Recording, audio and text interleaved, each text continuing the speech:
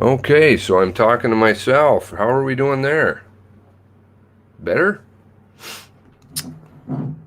Got to see me. If you have lip readers, that's good.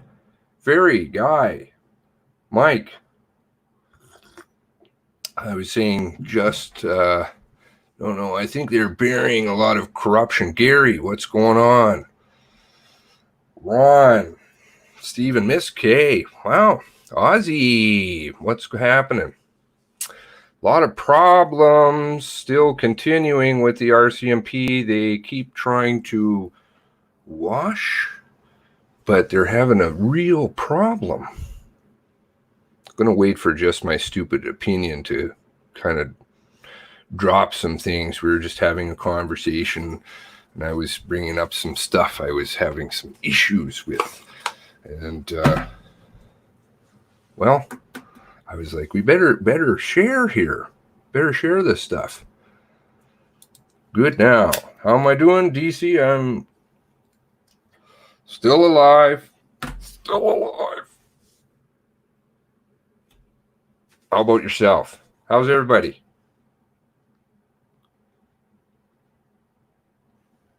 Getting sick and tired of the lying yet? Because I certainly am.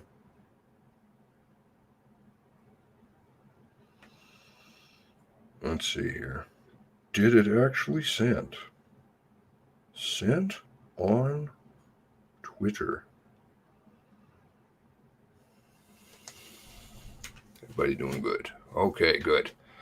Maybe need UV light disinfectant. Okay.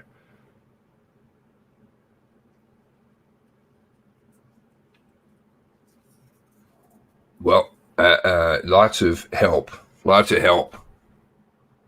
from all of you and from other great YouTubers.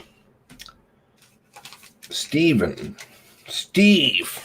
I don't think he wants me to call him Steven. Steve. Adrian. Kage. Some real good folks. All of you. For ConCamp. Gotta do it. For everybody. Gotta quit the lying. Quit the lying. He was related to 2 RCMP officers. That's right. That's right. I don't want to spoil the fun. I want Adrian to come on in. Do you want to come in too, Steve? I know you probably got the kiddos, but I love you and I want you here.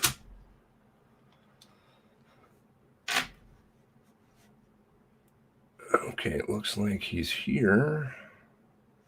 Adrian is here, but there is White. Are you there, friend? I am here, just having trouble with my webcam.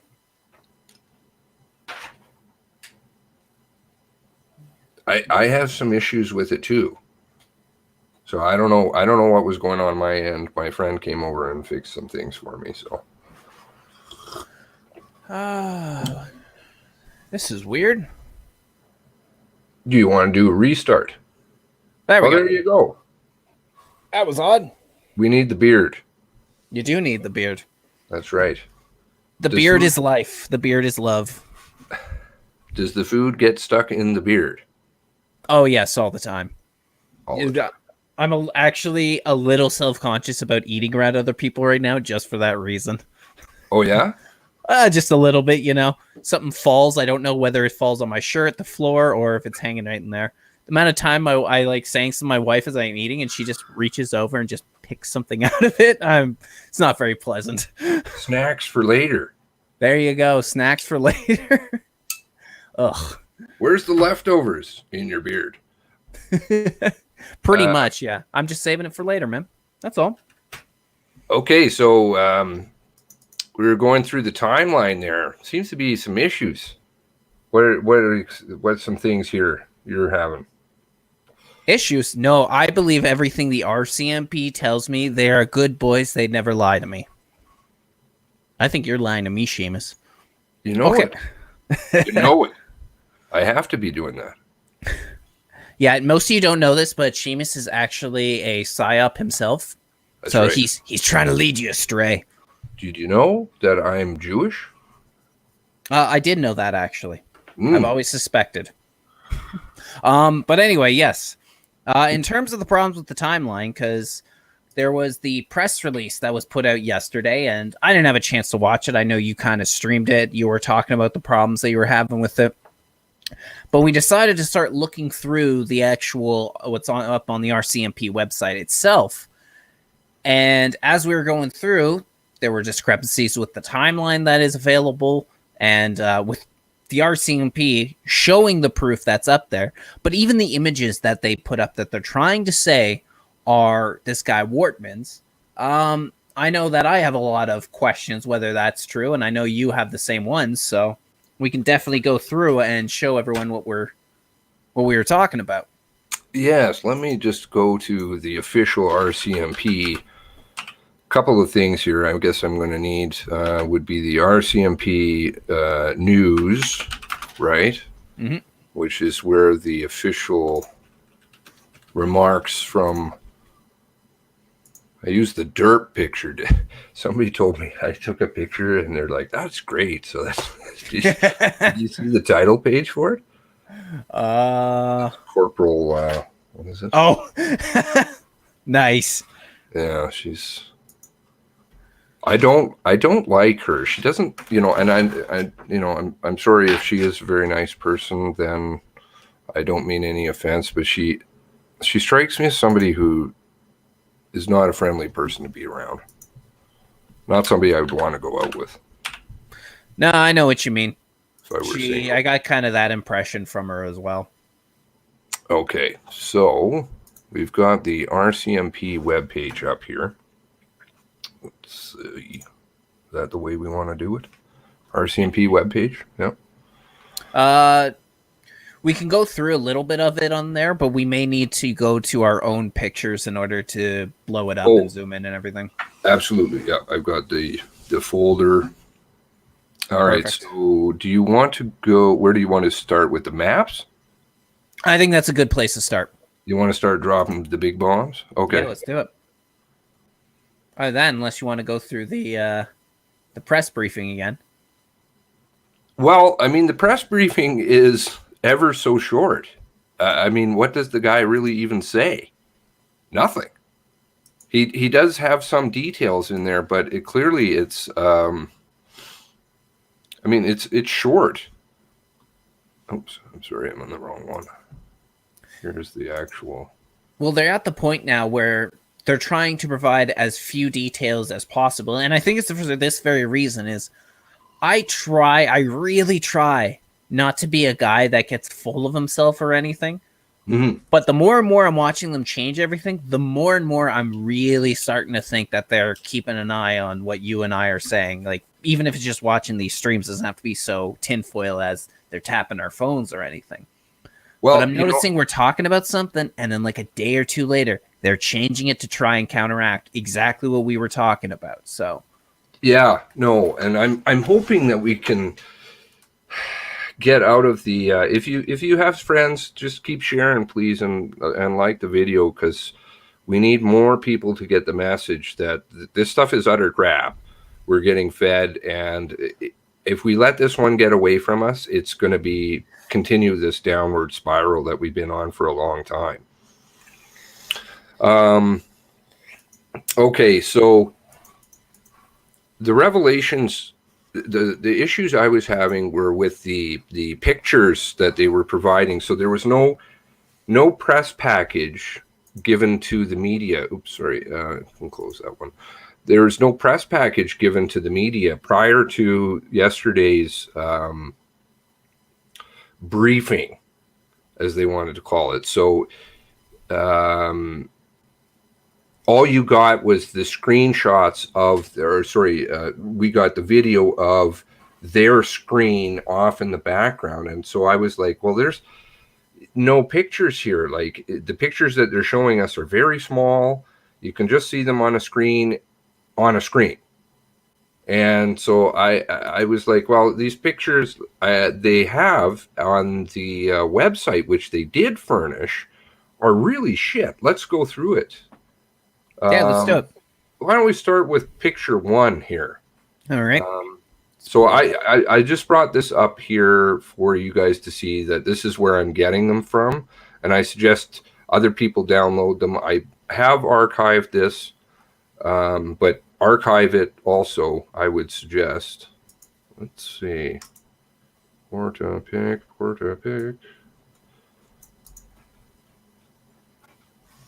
Mm-hmm. Timeline. Right. So let's start off with map. Which one is this? Map 11. 10. We're starting off at the back? Map 1. Okay, I was wondering for a second. I'm a bad driver. Okay, so they let you have a license. He's apparently out in Debert at this time at 11:12. And this is the apparent validation of how we're supposed to know that he's in Debert. Do you see a problem with the picture? You mean aside for the fact that you can't make out any car? Like you can't make out that it's which car it is? Yeah, that seems to be a bit of a problem. I'm assuming that there's a few RCMP driving around at this point, but I could be wrong. I mean, I would assume so, but even when I'm looking at it, it's very difficult to actually make out that it's an official RCMP vehicle. It's blurred. It seems almost stretched out, which could just be a really crappy camera itself. But there's no justification to actually say for certain that this is, in fact, Wortman himself. I can't even make out if it's got, like, one thing that I think was Rage in a Cage was pointing out when we were streaming with him was that he had, like, a, I don't even know the official term of it, but it's like a bumper cage on his car. You can't even make that out. It's even hard to make out if there are even lights on top of this vehicle, but this apparently is justification that this is Wortman. Oh, Wheezy's got to work. No, there is no justification at all. Why don't we do it this way? We can go. Let's do this. Oh, Ezra, you're gonna get it one day. One day. Where was the Porta-Pick folder? Where's my Porta-Pick folder? Oh. Okay, so if we actually look at a car, why don't we take this car? This car is an RCMP car. It is, in fact, not Mr. Wortman's car. And I'm trying to understand how they're telling us that from that picture there, they're trying to say that they can't tell. Oops, sorry. Oh, balls. They are trying to tell us that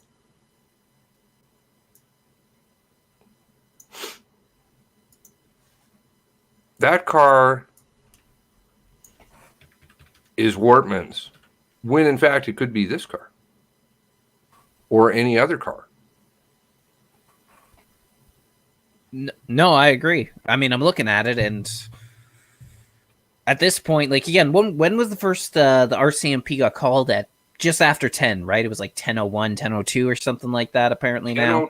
10:02 was the first 911 call, apparently. Now, on the scene by 10:26. So, in between... Yeah, so they have just shy of an hour, about something around 45 minutes or a little bit more, but before this picture ends up getting taken. So in that time, you probably have police converging everywhere. I would assume as soon as they knew that there was an active shooter and that there was an active shooter and they didn't know where the hell he was, you're going to have police converging all over the area. So it could be one of them. It could be RCMP. It could be local police department for all we know. We can't even confirm from this photo that it is, in fact, a RCMP vehicle. So, but this is apparently supposed to be him traveling around. I'm not convinced right off the bat. I'm not convinced. No, not at all. I'm not convinced at all. In fact, I'm not convinced that this isn't a car going to Porta-Pick. I don't even know where this is, I mean, and it has no timestamp on it. What time was it taken? Where was it taken? They tell us, who's lying to us clearly, because what time was it that they first informed us? Like you said here, 10:20 or 10:01 was the first call that they got from 911. And they went there at 10:26 and they were stumbling over bodies. Too bad. I'm going to have to get these clipped out where they're actually saying these things. They discovered the bodies, and yet they never bothered to tell anybody that there was bodies even an hour after they had responded. Here's what they said was the weapons complaint, right? Mm-hmm. Where's that? Firearms complaint at 11:32. They didn't bother to tell us. So for an hour, they're sitting around with people getting shot at, houses going on fire, and yet they say that he completed all of his stuff by 35 after. That was another interesting point, that he completed everything. He completed 3 house fires and killed 9 people in 34 minutes, I believe it is. Is that right? I believe so. If I'm remembering correctly, it was 9 people, 3 house fires. And again, we're looking at, when we kind of look at the map that they've given us, he doesn't even start in Portapique. Because if you look at what it says there, is this Nova Scotia Trunk 2. Now, if you plug that in, I'm not sure exactly how far it would be. Let's see how long. It's about a 12-minute drive just to Portapique itself. So he's already lost 12 minutes. He apparently completes this. He apparently completes the 9 killings, the 3 house on fires, and that's after he already lost 12 minutes. So what are we looking at then? We were saying 35 minutes. So, I mean, my math is terrible, but it seems 23. To me like 23. Yeah, that sounds about right. So 23 minutes, really, if we're looking at it, is to get this all done. This is very strange. He's a very fast man, I'm finding. Very speedy. All right, let's look at picture 2. Is this picture 2? This is map 2. Okay.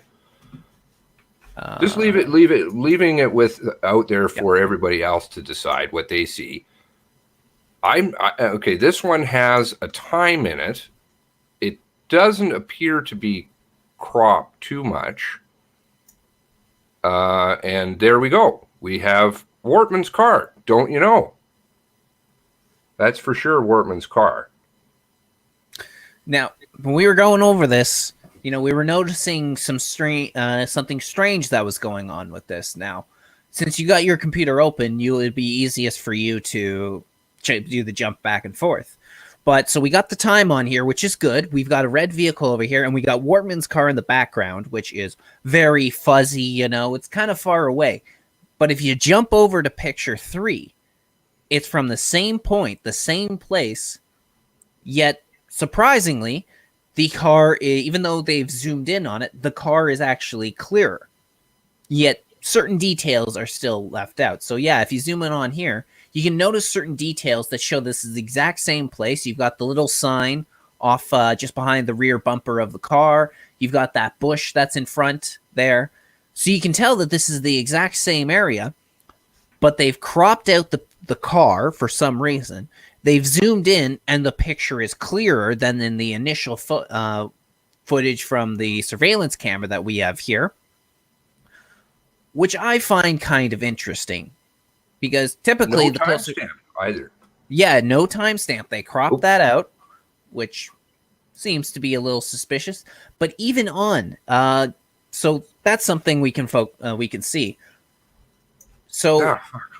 It seems to me that when I go back to this photo that was taken at 6:29 a.m., it seems like it's been deliberately made to look worse. It seems to me like they're actually going out of their way to blur it a little bit to make it more difficult to see what's going on there. Right. That's my initial. this red car seems to be gone. It was another thing that you and I were noticing. Well, at least they cropped it out, and I don't see why they would bother doing that. At the very least, what they could have done is shown the full photo and then have zoomed in so you could see it's the same thing. But instead, they just decided to crop this out. They cropped out the time. They cropped out the red car. Again, for me, it's clearer. But even when it's clearer, we were noticing there's some problems with this photo that's taken at 9:23 a.m. It seems like they've deliberately blurred out sections of the car. Right. Well, why don't you drop the bomb? All right. So if we look at the photo that's taken at 9:23 a.m., there's two sections in particular you want to look to. So first of all, if you're looking along the side of the car, you can see that there's where it should be the RCMP logo there. That is featured on all cars. That was featured on Wortman's car, and yet it seems like it's been blurred out, or at least a good chunk of it's been blurred out, because when you zoom in, you really can't see anything on it. Seems very rectangular. Yeah, exactly. Even though the whole if we go back to the photo that we had of Wortman's car, you can see that it was sort of at like almost an S shape, where it had the RCMP on one side, then had the banner, so the multicolored banner flowing through, and it's sort of an S shape. And yet this doesn't seem to be the case. No, sorry, I'm just pulling up Wortman's car. Yeah. There we go. Okay. So yeah, you can kind of see that over the back it says Canada, and then it sort of flows up in sort of like almost that S shape like I was talking about with the RCMP logo behind it. And yet this time it seems very boxy, very square in this photo in 9:23 a.m. Oh. So it seems quite deliberate. It seems quite deliberate that they're taking it out of focus. The other thing is that if you look towards the back bumper there where the license plate would be, and if you kind of contrast it with the bush that's right in front of it, it looks like it's been deliberately blurred. You can actually see, sort of, if you look at the road, how it's been kind of blurred.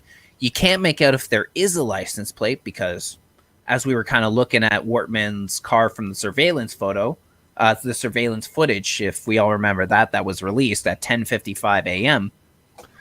in, what was it? It was Millbrook, I think it was called.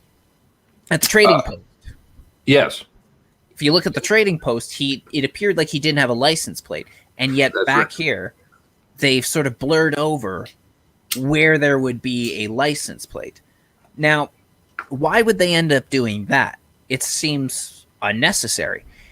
Unless this wasn't just my theorizing, this wasn't Wortman's car, but was in fact another RCMP car that does have a back license plate that they're trying to put in there and make it seem like it's Wortman's vehicle. Yes.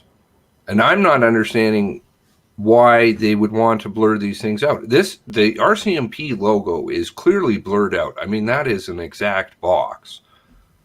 I could blur it out right now, and it's just a box. That's all you're doing. And why have they blurred out the logo? And this part here appears fuzzy to hide where the license plate may have in fact been. But the photo is completely it's illegible. How can they say that this is definitive proof that this is Wortman? I'm assuming that there's a lot of vehicles at this point in time flying around. They say that what time is this at? 9:23.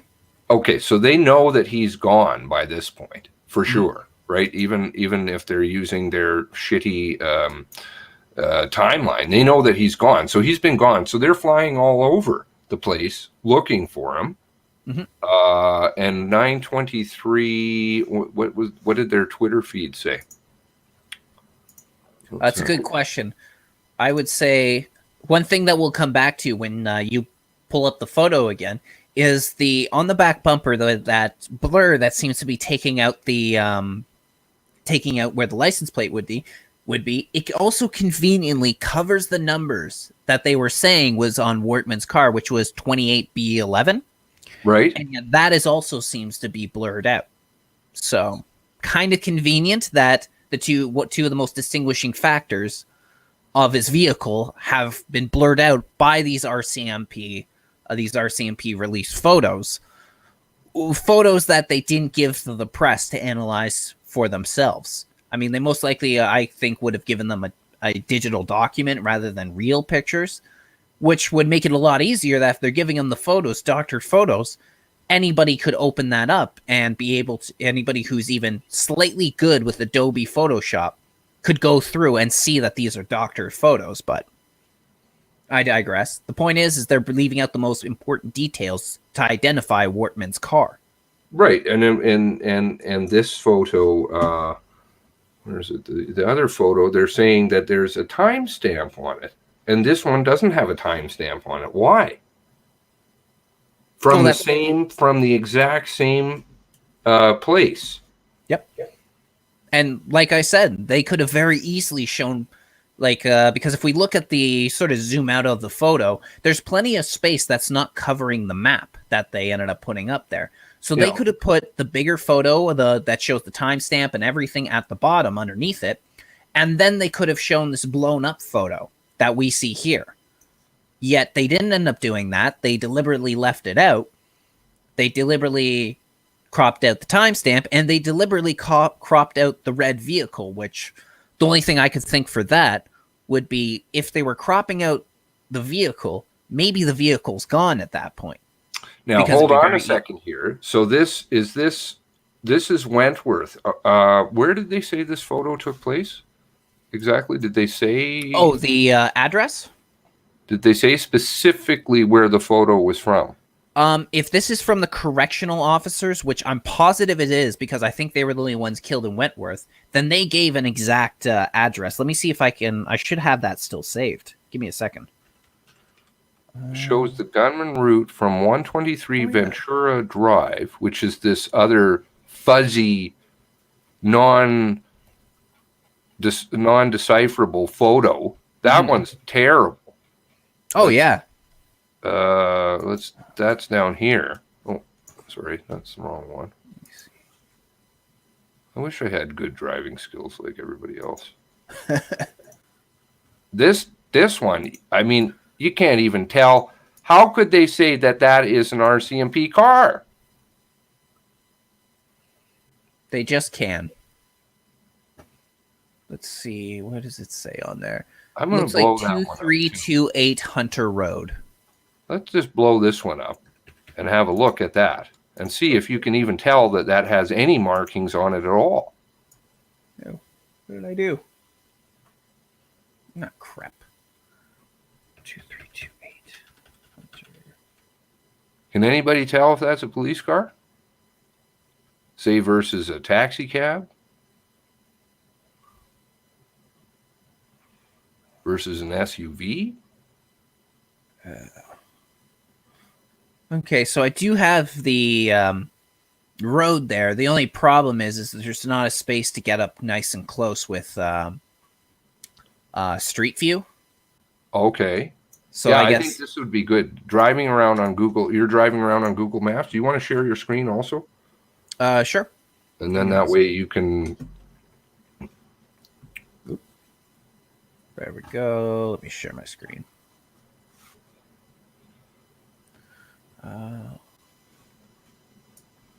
Okay, Oh, what the hell? 1 second.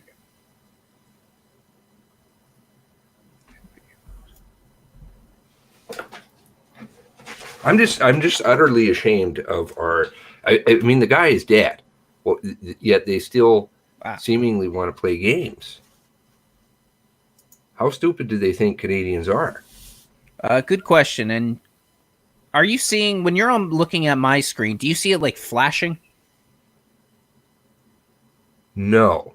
Okay, for some reason mine is flashing, which I figure will stop after I stop sharing my screen, but you can see where I am, eh? Yes. Okay, so this is where the address, 2328 Hunter Road in Wentworth. So unfortunately, there's no area for street view, so we won't really get a good image on the ground. Like, we'll pretty much see this. Yeah. Yeah, that's unfortunate. Who is 2328? Do we know? Yeah, that's Sean McLeod and Alana Jenkins, I think her name was. Ah, Yeah, that was the correctional officers. now let's have a look at the way that the cars were left after the fire Oh, that's a good idea. in relation to the house. Where is that picture? Do you mean the one of the demolition? There's a picture that shows the house and the cars side by side, and I'm wondering if yes, okay, yes, the demolition photo has that. Okay, so let's see here.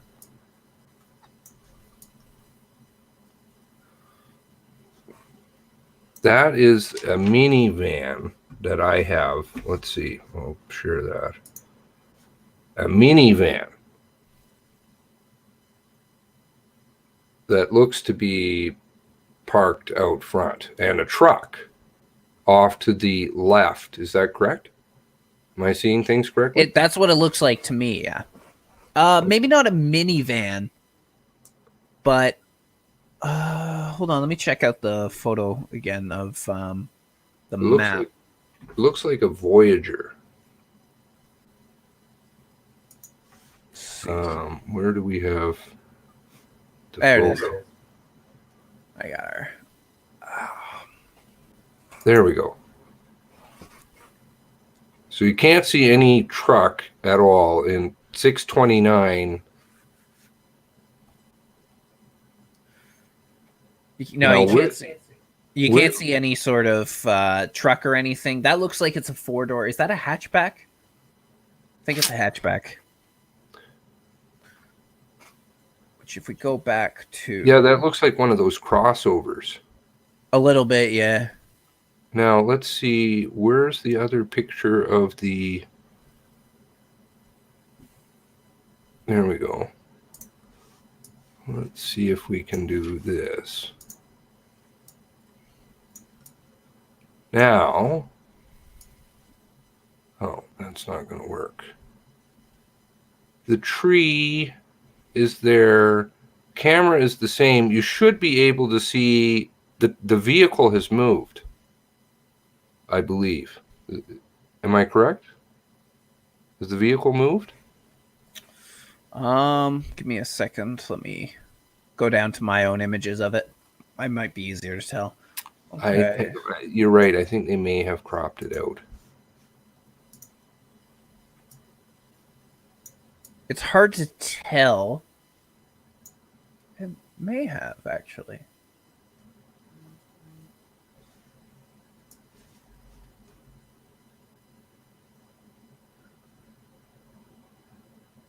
I feel like if they cropped it out, they just cropped it out. Just took off the roof, yeah. Okay, so this is the address of the corrections officers, right? Yes. Now, why is the car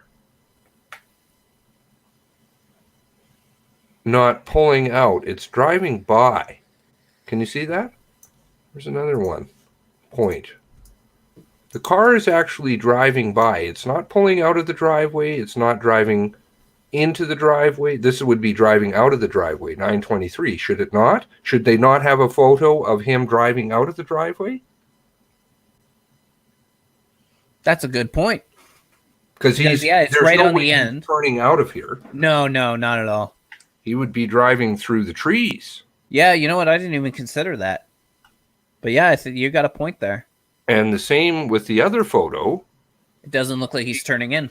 He could be turning in, but the other one, he clearly isn't coming out of there. And if they had this footage, here's another good point. How do they have security footage of a house that burned down? Where is the security, like the hard disk drive being kept with the security footage in a house that burned down? Wouldn't that be destroyed? I would think so. The only way I could see it as possibly surviving was that if it was being sent to, like, if it was being sent to a third location, maybe, like Yeah, maybe if it a cloud or something, or security company server, something like that. But that still doesn't seem to explain why the one vehicle is totally perpendicular to the driveway directly.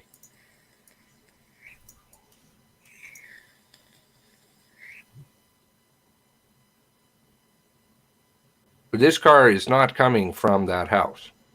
This car is driving by that house. which again, what we were talking about, I don't even know if we mentioned it on air or off air, but it would make it seem like with all the everything that how they screwed around with the image, all the blurring in that, it's possible that maybe this is in fact not Wortman's vehicle, but an RCMP vehicle that they use as a stand-in, and that's why they took out the timestamp there. Maybe that's why it looks like they cropped out the car, because if the car at that point had been burned down and towed away, it wouldn't be there, which would look suspicious. And then they're covering up the license plate and maybe covering up a few other things that didn't quite match up with Wortman's vehicle. Can you bring up your screen? My screen? Please, with the Google map of that residence? Yeah. Please? Because I want to see about the shadows now. Where's the sun? Let me see. I don't want it blocked. I mean, I'm being really anal now, but is this even in fact from their house? The shadows are falling, should be falling, what, east? Okay. What would the direction be? North?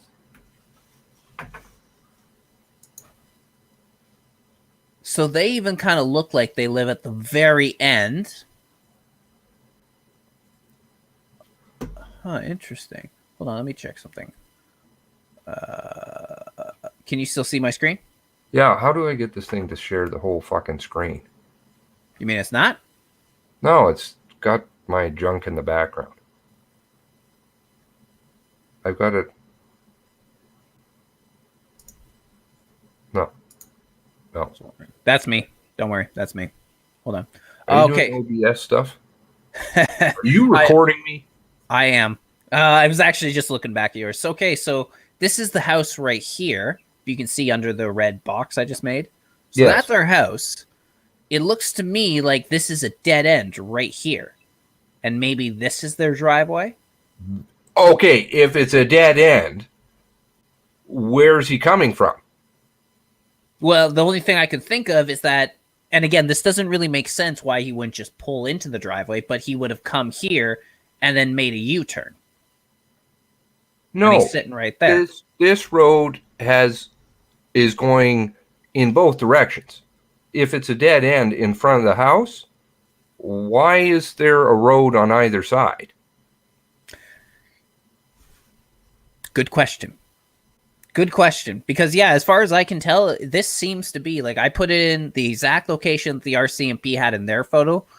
Well, it was like 2328, I think, Hunter Road. This is the image that comes up on Google Maps. So this, as far as I can tell, there's no other road. It ends right here. And I know this isn't the best image, best resolution or anything, but this is what appears to be, to me, a road or a highway on either side. it kind of looks like it. Not a driveway that dead ends. Let's go. Oh, I stopped sharing. Do you want me to keep going?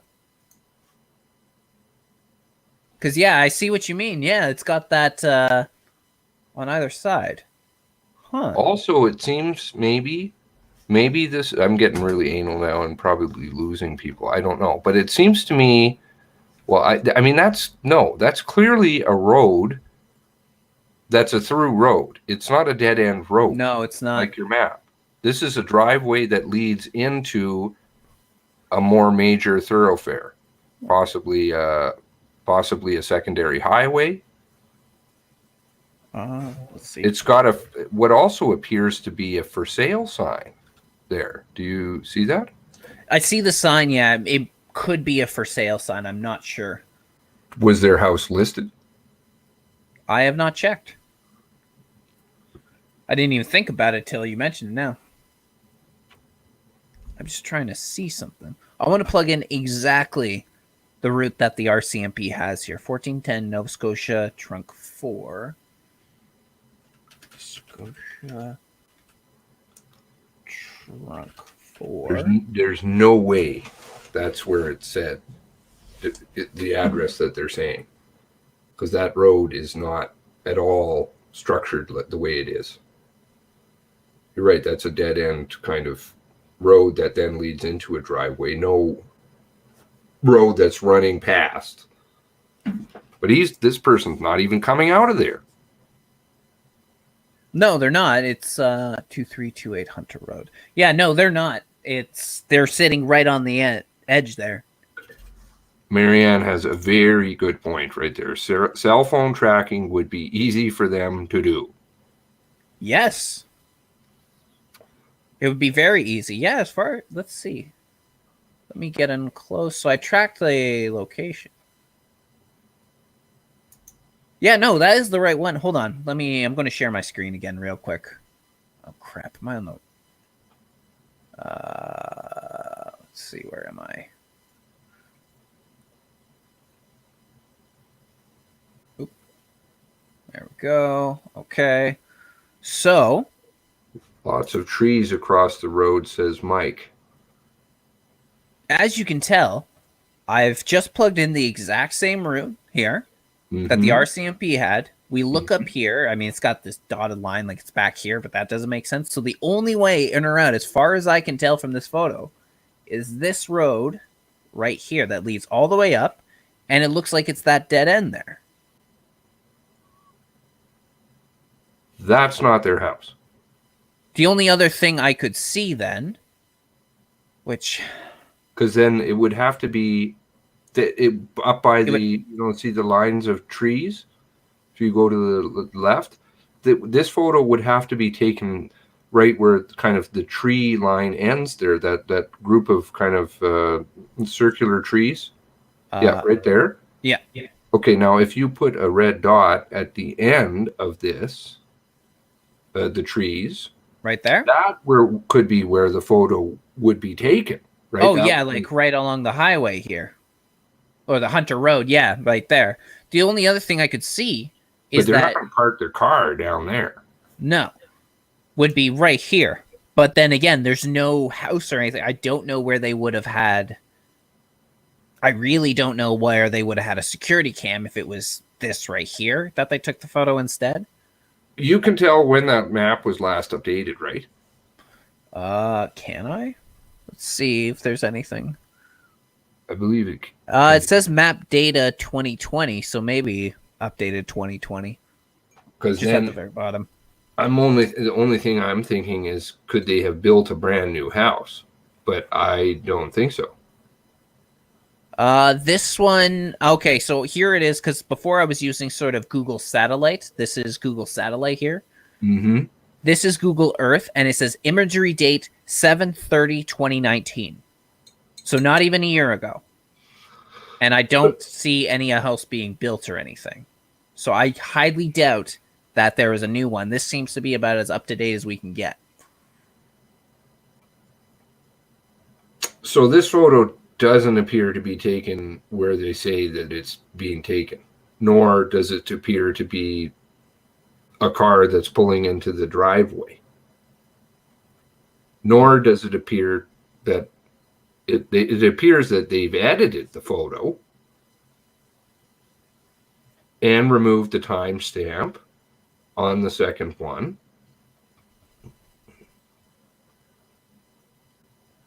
And it's a lot less clear, like you said. Yeah, no, they messed with this photo a lot, actually.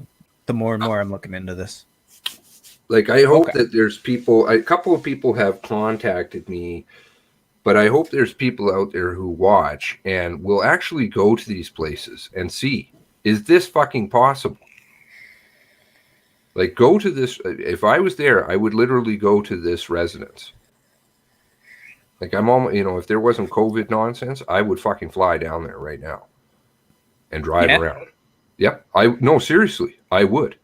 I've gone to Well, Quebec. you know what? You did it before. You did it for Quebec City, so I shouldn't put it past you. Because this is a bunch of hot air we're getting kicked, and I would want the proof that they're fucking lying. So, hopefully somebody is watching who's from there and is willing to drive around and take some photos, because this is bullshit. And I heard, who was that? This was an interesting message I got. Again, how do you know it's true or not? I don't know, but I'm presuming everybody that's watching this is telling the truth. Somebody said to me, because they're all good people, right? Yep. All want the truth. Somebody told me that they are arresting people or threatening to arrest people who go around the scene of the crimes. So there's the 16 sites. Of course, how many do we know? A few, not 16, that is for certain. What's the address again? Good Day is asking. It's 2328 Hunter Road, Wentworth, Nova Scotia. Google Earth can, it's not exact. So, I mean, it could be it's telling you the wrong place, right? Is that possible? Maybe. The address is right because I've seen it mentioned a few different times in different articles by the RCMP. Maybe Google Earth has taken me the wrong way, but this is also at least the map that the RCMP plugged in. It was the same route and everything. So if it is wrong, then they're also wrong, which at this point is not putting much by them. I mean, I wouldn't really be surprised. But as far as I can tell, that is 2328 Hunter Road. And so they're pulling this footage from the cloud of a house that's already burned down. Yeah. Okay. Cringe is saying there's a helicopter crash in Greece. Canadian helicopter. What? Why is there a Canadian military helicopter in Greece? Do we have some UN stuff over there? All right. Well, I don't want to finick too much because that's just my probably my neuroses. Let's go to some more photos because there's a lot of problems, a lot more serious problems than just, driveways and things. Mm-hmm. Let's go to, did we do picture 3 yet? Picture 3. Yes, yeah. We were just on that. All right, let's go to picture, is this picture 5? Yes. Yeah, I guess that would be the best way to do it, yeah. Okay. So here we are in Plains Road, Debert, at 9:57. And we've got an address. They've put a pin down. It's 1540 Plains Road. All right, let me pull that up. 1540 Plains Road, Debert. Okay.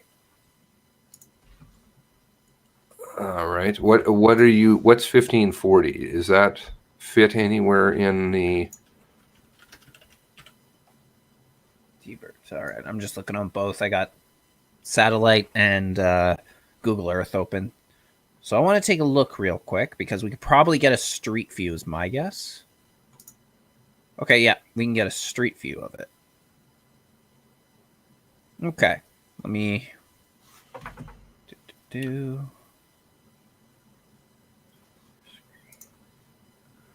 All right, so if we're on Google Earth right now, this is 1540 Plains Road, which we can just, I'll go back to it. So we can see here,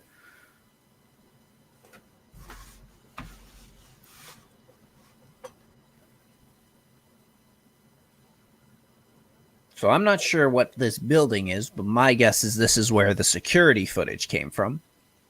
Now, this is where they said he hid out for a few hours. Is that right? Industrial. Let me see if I'm reading their statement right.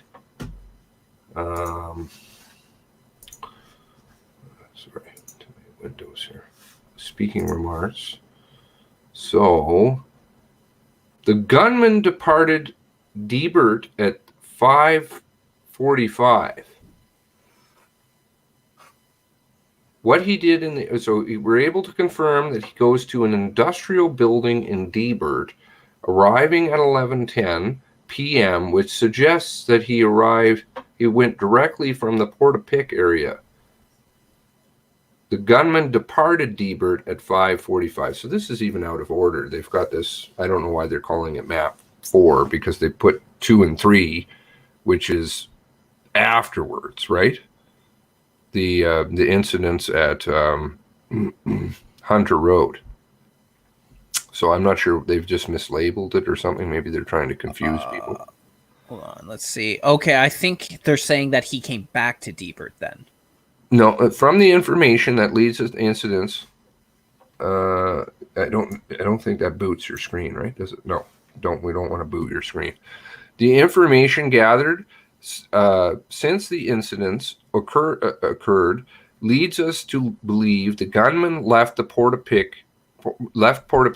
through a field at 10:35. We are able to confirm the gunman went to an industrial building in Debert at 11:10, which suggests he traveled directly from Portapique to that area. So he first goes to your building here. Hold on, I'm going to check something out, because on the picture there, when they got it at 11:12 or whatever in Debert, they got an address 123 Ventura Drive. Where is it? Where is it? Let's see. What do they say about Debert?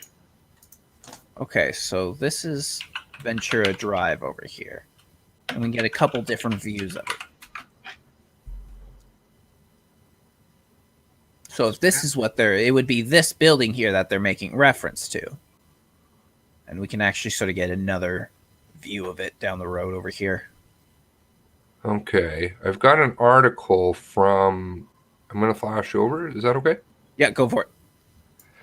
Nova Scotia gunman drove across field, which of course is totally illogical, spent 6 hours hiding out in Debert to evade the police. And then they've got the shitty photo. Oh, this one you can actually kind of make out. Why is the CBC's photo clear? Good question.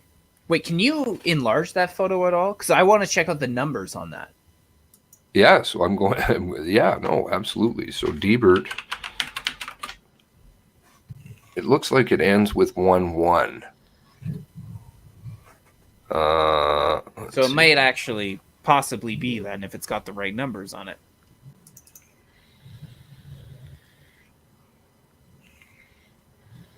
The other one was completely illegible. Okay.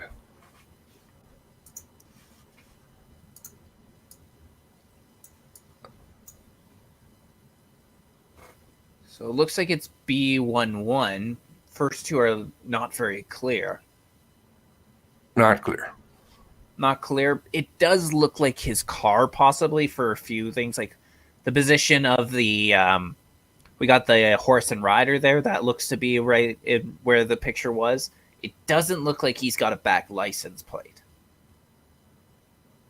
I can't tell from this angle if he does or doesn't. It's difficult to say, but I don't think he does. So that is possible anyway. Let's just have a quick look at his car. A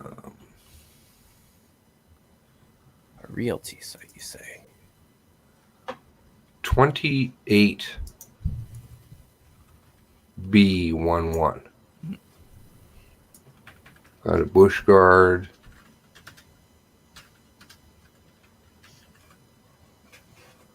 I wish he had something to distinguish his car from any old police car. 28B11.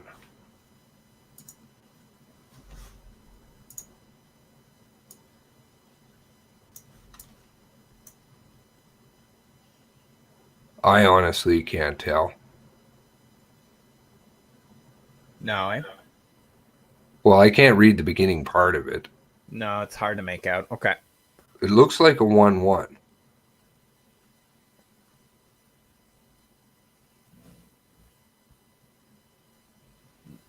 Is anybody noticing anything anything in particular that identifies it? Turn signal. It's got a turn signal on the.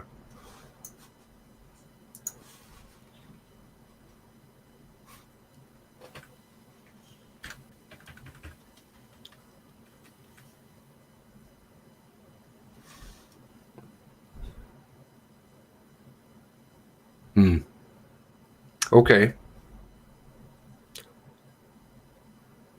Well, let's go with it. It's his photo of that car. Now, what time did they say that's at? It has no time stamp on it. Again, so we don't know. In Debert.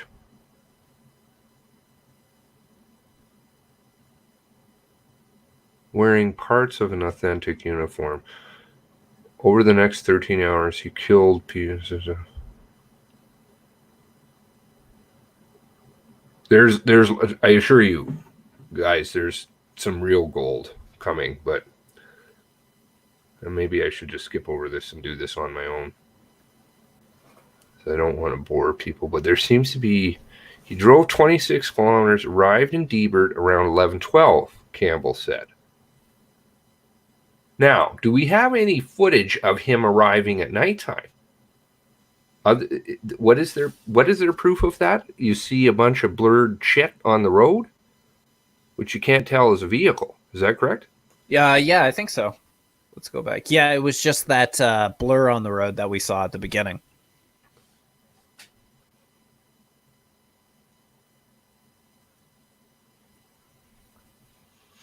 And where was that taken? Debert also?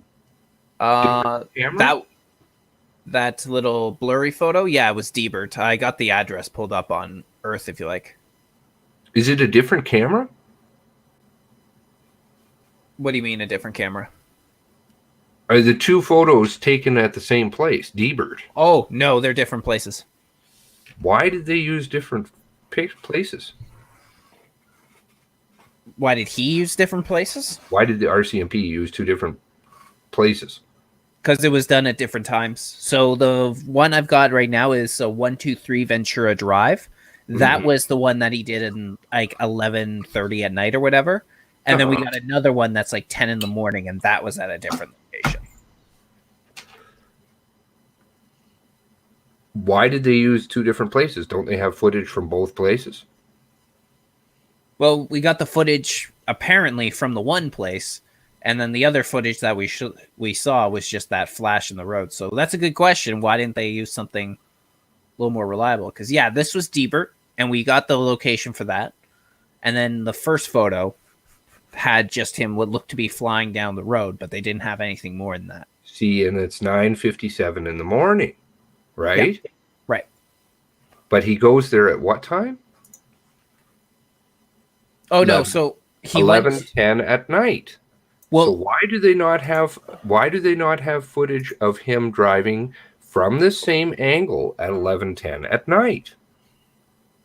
Well, because here's the thing. Because at this point, he came back to Debert. So he came to Debert, then he went up to Wentworth with the correctional officers. Then he came back to Debert and went to a different location. But I'm not sure if he took the same road or whatnot, but... Well, actually, we could probably check that. He departed at 5:45. He departed Debert at 5:45 a.m. Then went to Hunter Road 6:30. Then stayed there till 9:35, or stayed there, and then he was traveling through Debert again. Now, is there any photos of him in Debert in the evening? I see. Okay, I see what they're doing. Okay. Fuck, he's driving all over the place. Now, this photo at nighttime is terrible. Oh, it's god awful. That could be any police car. Yet, I'm under the belief that he's still in Portapique at this time because he would have had to do all these crimes. How long is the driving time from where they're saying 123 Venture Drive, Debert, to Portapique Beach Road? Drive, and then wait, was Portapique Beach Road? Yes.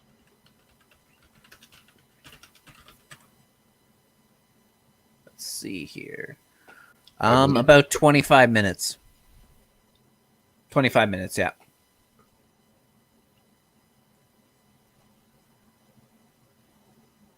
Crime start. They get their initial report at 10:01, and they say he leaves at 10:35. Is that correct? Yeah.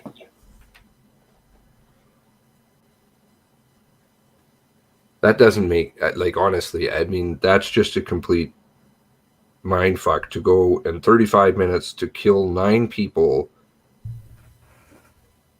and burn down 3 homes. Get his shit together and leave through a field. Well, we pretty much already know they're lying, and as the photos go on, we can prove that they're lying about the timeline. Which Yeah. I'm sorry. We awesome. should move along. I'm sorry. I'm thinking. No problem. Because the good stuff's still coming. All right. So then we move on to map 6, right? Map 6. So we've got Truro, 10:16, 10:17, and 10:20. 3 pictures in Truro. What's the driving time between Truro and Debert? The last known location where they say they take the photo? So, Truro. So between Truro and that last one, oh wait, that's not even. Yeah, it's about 15 minutes, 16 minutes. Okay, so that adds up, right? Okay. Now, in these photos, again, they're very hard to tell whether this is I found this one, the 1021, rather interesting because they cut the bottom portion of it out, and this is clearly a cropped picture. It should be a surveillance camera picture, I believe, should be square. And there's no time, and you can't see the rear of the bumper. So you can't tell if there's a plate or no plate. And there's no date. So who knows when it was taken. And this no date, this no time, it seems to be a common theme with most of these photos. When it seems to line up with what they want, they're putting it out there. But aside for that, they're doing everything they can to try and hide it by doing these crops. They're not even... It wouldn't even be hard if they wanted to. They didn't have to have all these... Like, they could have these crop photos in the map, but then just above or below have the full blown up photo so that way you can compare. But they're not doing that. They're going out of their way to make sure that you don't get to see the full image. No, because most surveillance cameras are obviously CCTV cameras, so they have times and dates on them because they want to have that for evidence for whether something was broken into. I'm just going to quickly boo at what they're saying is happening at this time. We've captured him on video moving through Truro between 10:15 and 10:20. It doesn't appear he made any stops in Truro. He takes Highway 2 to Millbrook. Now, let's just check, make sure that fits the tweet line. So this is at 10:04. He's in Glenholm. Where is Glenholm? Where does it say? Glenholm? Let me look it up.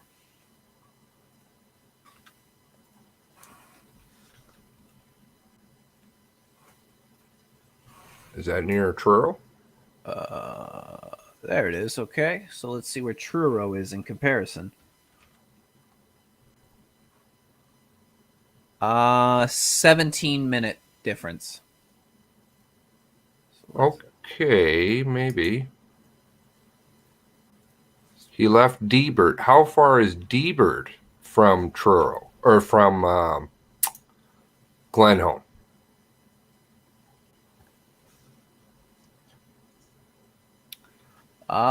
So Glenholm and Debert, it's about a 9-minute drive.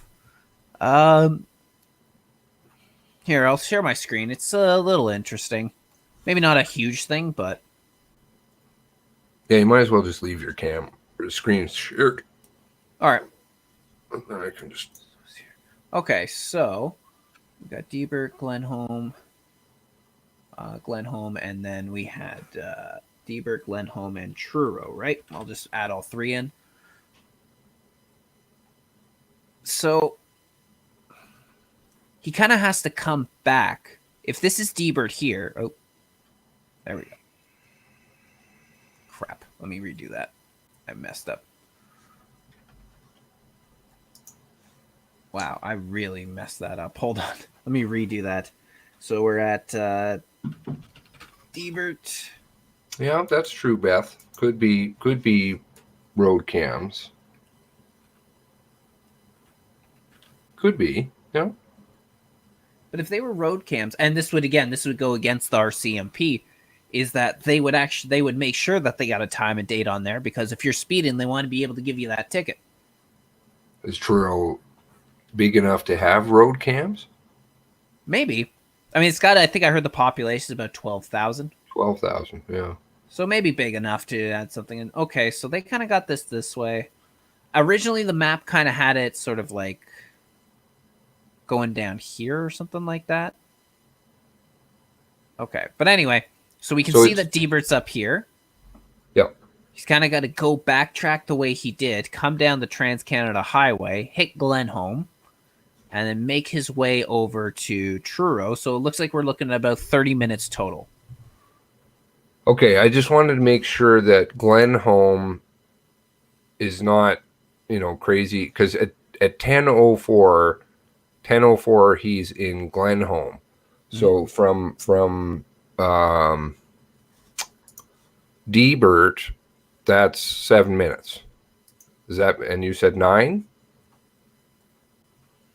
From Glenholm? Debert to Glenholm. Yeah, I think it was Hidden Hilltop Campground or something. Going this way, it looks like you're looking about 13 minutes at the fastest time. It's weird because the first time I looked it up, again, they kind of had the map more coming down here. Double the speed limit. Would that be right? Because if it's 13 minutes, he's doing it in 7. Is that what the time frame says? So yeah, it's about double then. He leaves Debert at 9:57. We have him on video from Plains Road, Debert, 9:57, and then the tweet line says that he's in Glenholm at 10:04, 7 minutes later. Okay, and the thing is that even if we're let's say that it goes this way, Debert to Glenholm to Truro, that still doesn't add up with our timeline, because he's seen in Debert at 9:57, and he's popping up as early as 10:16. He would need at least a half an hour to make that full drive. If we knock out Glenholm, let's say, then he's looking at 17 minutes. So at least, which would add up. It would add up under that one, but again, then why were the RCMP tweeting out that he was in Glenholm? RCMP is advised to avoid Hidden Hilltop Campground in Glenholm. Gabriel Workman is in the area. Okay, so it seems like it was confirmed that he was in the area at that time. And if we're adding that in, if we say that, okay, if he was confirmed in Glenholm, and then made his way to Truro soon after. So that would mean he spent 30 minutes from the time he left Debert to the time where he hit what seems to be about the city center of Truro, depending on where he went, because it's unclear. I don't think there's an address on that photo where he was. Oh, there might have been. That's Truro? No, it just says in the statement, it just says Truro. So it looks like Queen Street. Or at least that's the way what the RCMP put in. I don't know if they're just being general in that. So he's going awfully fast between... I don't think this hilltop is valid then. Do you? The hilltop doesn't work. Sorry, the hilltop? Hilltop tweet? Oh, yeah, Glenholm or whatever. Glenholm? Yeah, that wouldn't work out. So he wasn't in Glenholm, though they say he is in the area.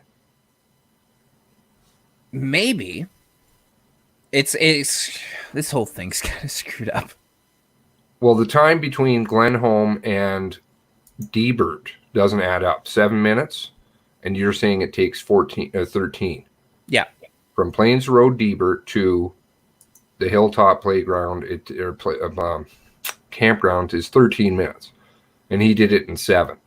That's what I got coming up. Even alternative routes, it only takes longer. I've got 17, 16 minutes. The fastest I can tell, it would have to be 13 minutes at going the speed limit. Okay, so that doesn't fit. All right, moving along. Then back to the photos. So he's in Truro. From Truro, he takes Highway 2 to Millbrook. The photo of him at the Millbrook fire station, which you have seen in the media, shows the gunman taking his jacket off. Uh-oh, big lie. Yep. That's a fucking huge lie. First of all, not because of the time that you're gonna see the time, and this is one of the big bombs. But the Millbrook fire station, where is the Millbrook fire station?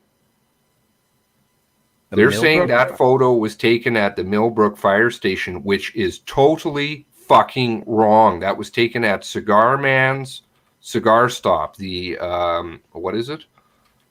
The Indian Cigar Stop. They had the interview with him at the cigar stop, and he's like, oh my god, I was here, which of course they cropped the time out of that fucking video.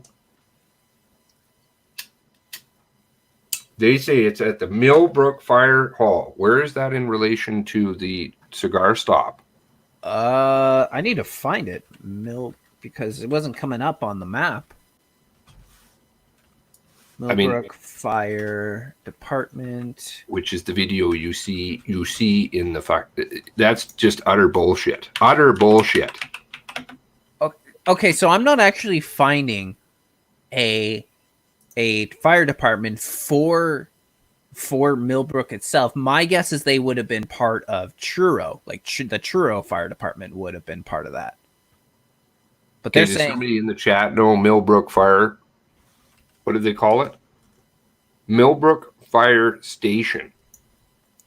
Okay. So let's just say that that's the fire station. I'm going to go from Truro Fire Station for now. And then it was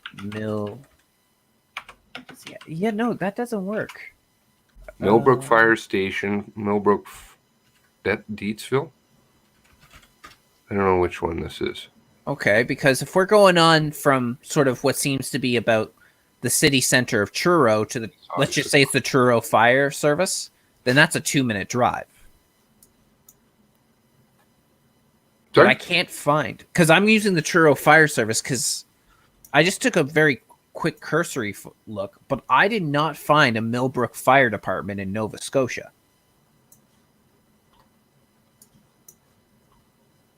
Maybe. Hold on. Because he is, in fact, at the, where is it? The Poot. This is the place he's at. Oh. Is the Pictou trading post. Okay. I just found something that I think he's sort of confirming what I was saying anyway. Because this is an article from CBC in 2009. It's talking about Nova Scotia. And it says residents of a long-term care center in Millbrook have been forced out of their home by a fire that injured a maintenance worker and a firefighter. Truro Fire Chief Tom Bremner said crews were called to Townsview Estate on Abenaki Road. So it seems to me like this Millbrook, it gets its assistance from the Truro Fire Department, not because there's they have their own fire service. So why are they saying, why is the RCMP, share screen, why is the RCMP saying in their statement, the Millbrook Fire Station, which you may have seen in the media, is where he puts on the yellow reflective vest, which is utter shit, because he in fact is at the the cigar shop. He's at the cigar shop, and there's video of the cigar guy talking about it. Where's the video? Let's see if we can find that. I don't think I had ever downloaded that. CBC, I believe it was, cigar shop.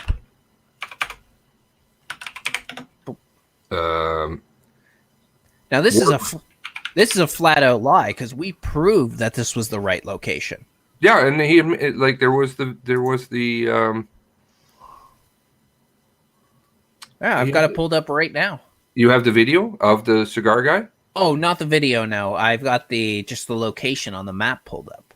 Let's do Google. Maybe it might actually help in this case. I hate Google, but I mean, as far as I can tell, the only fire station involved in this whole thing was the Onslow Fire Station, which was fired upon by the RCMP.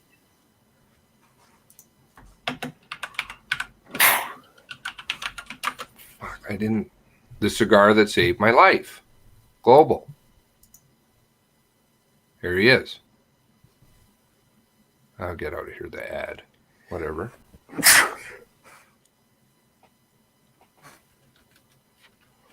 And I'll just read through this quickly. Lloyd Johnson says if it weren't for a cigar, he could have been a victim number 23. It was at around 10:40. Ooh. Did they change this article?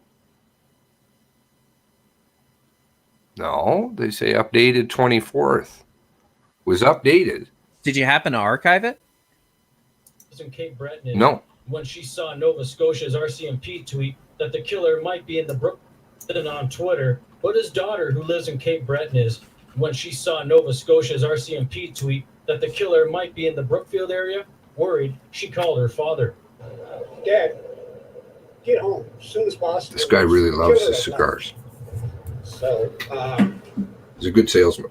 I thought about it, and I kind of finished my cigar. He keeps talking about the cigar. I headed home.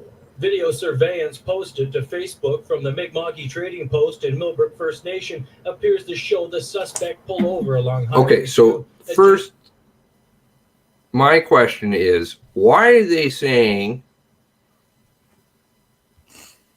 the fire station when there doesn't appear to be a fire station, as you say? This photo of him, which they show in the maps, let's see, down here, right? Here is the video, no timestamp. Again, note, 0 timestamp. And they're calling this the Millbrook Fire Hall when there isn't a Millbrook Fire Hall, but there is the cigar stand, which we were able to trace. Yeah, I've got it pulled up right now. If you and compare it says 10:54 in the timestamp. To Johnson's driveway, merely 10 yards from his front door, he calmly removes his jacket and puts on a safety vest. It says she called at 10:41. The killer arrived at 10:52. He says 10:52. Boom, boom. What time did they say? 10:25.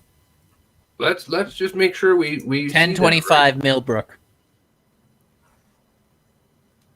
Oh, that's a problem. That's a big problem. You got your screen there with it on? Yep. Give me a second. So they say he's somewhere else. All right, here it is. So we can see the cigar shop right there that was featured. And then even when he was giving an interview in the background, you could see this house right here in the middle. And then from the surveillance footage, we go a little bit up. And we can see that this was the house that was seen in the background. Yep. No. It's definitely him. And then he's fucking saying it is. Mm-hmm. Right? And Global confirms this, but he confirms the time. Yep. And 10:25 right there is what Now, the RCMP are saying. I'm sure unless the RCMP are grossly incompetent and did not speak to this man, haven't watched the news. Let's see what time he says this is. There it is, the trading post, the cigar shop that Adrian just showed you. Suspect pull over along Highway 2. 10:54, it says. Driveway, merely 10 yards from his front door. He calmly removes his jacket and put. So bring yours back up. The picture of the cigar shop again, please. Right. Good to go. Do you see the barrier that's at the front door? Right. That's what Adrian's video was talking about. And here we see the same barrier because the camera's up above. They show where that is. Where's that here? Right there. They show the camera even where it is. And it's showing right out onto the road. And listen to what time he says. So I thought about it, and I kind of finished my cigar. And then I headed home. Video surveillance posted to Facebook from the Mi'kmaq Trading Post in Millbrook First Nation appears to show the suspect pull over along Highway 2, adjacent to Johnson's driveway, merely 10 yards from his front door. He calmly removes his jacket and puts on a safety vest. It says she called at 10:41.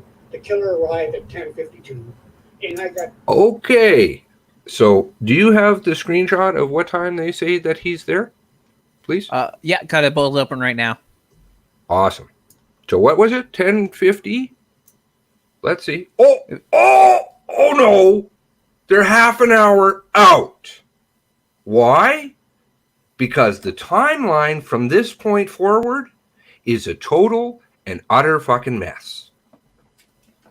But we'll continue to go through it. If they say it's 10:25, contrary to the witness, contrary to the actual video footage, which has the time stamped in the corner of it.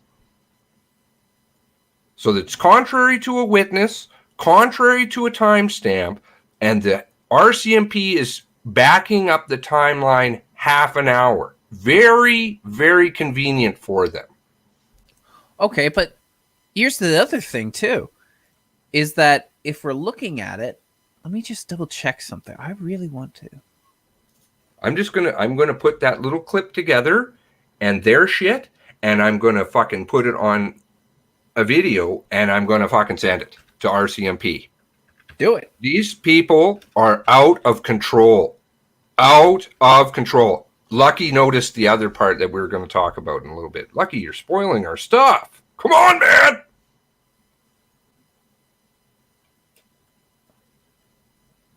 Because, yeah, if you look at the RCMP, let's see, check out that image again.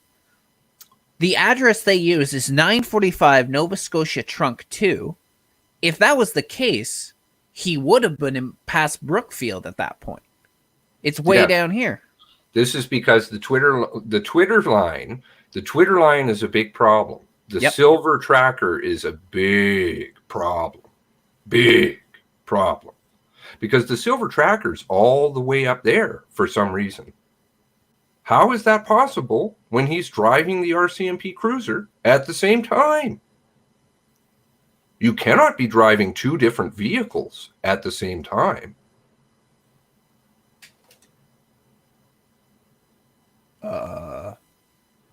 Is there any fire hall with the address that they've provided? If they want to continue this fucking lying, like, seriously, intellectually spanking people is is a hobby for me. So let's keep going. I hope that they're watching, because you know what you've got coming is a gigantic fucking civil suit. Huge. And you're all going to be under discovery. Oops.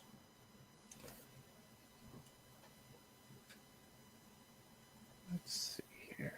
Okay. Yeah. So they can't even get the address right.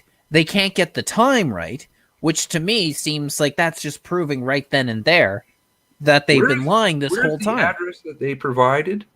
So that address is this right here that I have on my screen underneath. It's 945 Nova Scotia Trunk 2. And how far is that from the cigar shop? Let's see. Trunk 2, and then we had our location. I can sort of recognize where it is. I think it's right up around. Hey, Mitchell. 3-star. Todd. We got a few people who joined us. Sorry, didn't say hello. Lucky. Always good to see you, sister. Remy. In the house. Paul. Okay, so that's true. Laying some spanks down on the RCMP. Let's see when their next statement is going to come out. They're going to shut their pie hole. I'm surprised that they opened it. Let me see if I can get an address here. Let me see. Surveillance photo is...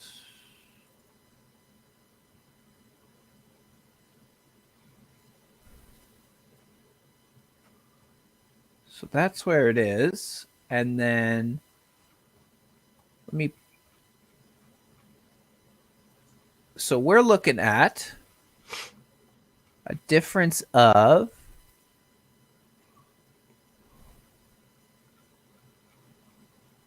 Hold on, where are we? There we go.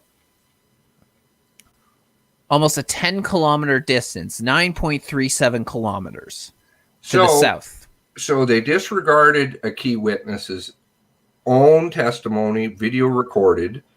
They disregarded a tape, which has a timestamp on it and backed up the clock, half an hour. They placed the location 10 kilometers away from where the actual video was taken. And they clipped it and cropped out the fucking picture so you cannot see what time that was taken at. So they lie to you and say it's at 10:25 when in fact the actual video shows what time. Johnson's driveway, barely 10 yards from his front door. Spec pull over along Highway 2, adjacent to Johnson's driveway, merely 10 yards from his front door. He calmly removes his jacket and puts on a safety vest. So she called at 10:41. Oh, sorry. At 10:41. The killer arrived at 10:52, and I got here 11:10. Oops. Shortly after he left. Oops. Not one to rush or panic. So Johnson even if says- he's a couple minutes off, he's still like within a couple, like 2 or 3 minutes of the time itself, where the RCMP are way off in La La Land trying to make people believe that this has happened a half an hour earlier than that, when we have video of the surveillance footage that says 10:55. And like even you were saying off air when we were first talking about this, is you could understand being off by an hour. That makes sense, like daylight savings time. But how is a clock a half an hour off like that, especially a surveillance video like that? Make sure I'm not suicidal. I'm not feeling suicidal. Are you feeling suicidal? Oh no, if there's somehow I die, you can guarantee that there was manipulation going on. I'm feeling quite good, actually. I'll be feeling much better when they see this tape. I'll be feeling much better when I get my tweet ready and I send it out to them. Because they're going to have a big fucking problem. It's funny, actually, because I tried to upload a video to Twitter where all I was doing was no talking. It was just side by side, like them like saying the surveillance video with the CTV where they're like, you can see at 10:55, and then showing the actual footage itself of 10:55, showing the discrepancies in the time it takes, showing the discrepancies even when they said the shooting in Shubenacadie went down, and it wouldn't let me upload it to Twitter. But now that we have actually a photo that from the RCMP that says 10:25, I'm remaking that video. I'm going to try and upload again because it's even better.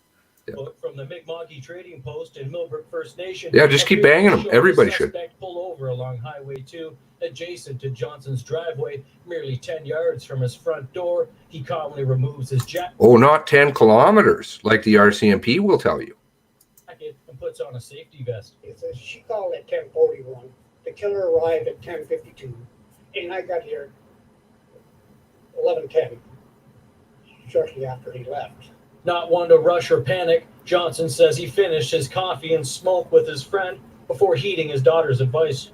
Good for him. The car saved my life. Have a cigar. I just hesitated for I'm going to go buy some. a bit to finish my cigar. Now I kind of want a cigar. Gas bar manager God damn it. Kristen Sillaboy believes it was the killer in the video. She received a text message from a friend Sunday whose brother is an RCMP officer saying the suspect was in the area and to go into lockdown. Oh, so the RCMP told their family members that he was in the area. That's strange. What did they say on their Twitter feed again? Because the Twitter feed doesn't quite match up to what they're saying. So just remember, for anybody who lost family members or friends after what happened in Portapic, the RCMP was aware of what was going on and let your friends and family die. They let them die instead of putting out an emergency alert, instead of going to the news and asking them to put out a statement. They let your family and friends die willingly while they warned their friends and family. Oh, but they were negligent far earlier than this. It was absolutely. When they set up the fucking roadblock at the end of the road and they let him out. They waved him through. Yep. Guaranteed that's going to come out. Guaranteed that they let him through. Even though they knew about the car, even though they're lying about that. They are lying. Why is that a lie? That they didn't know about the car? Let's see.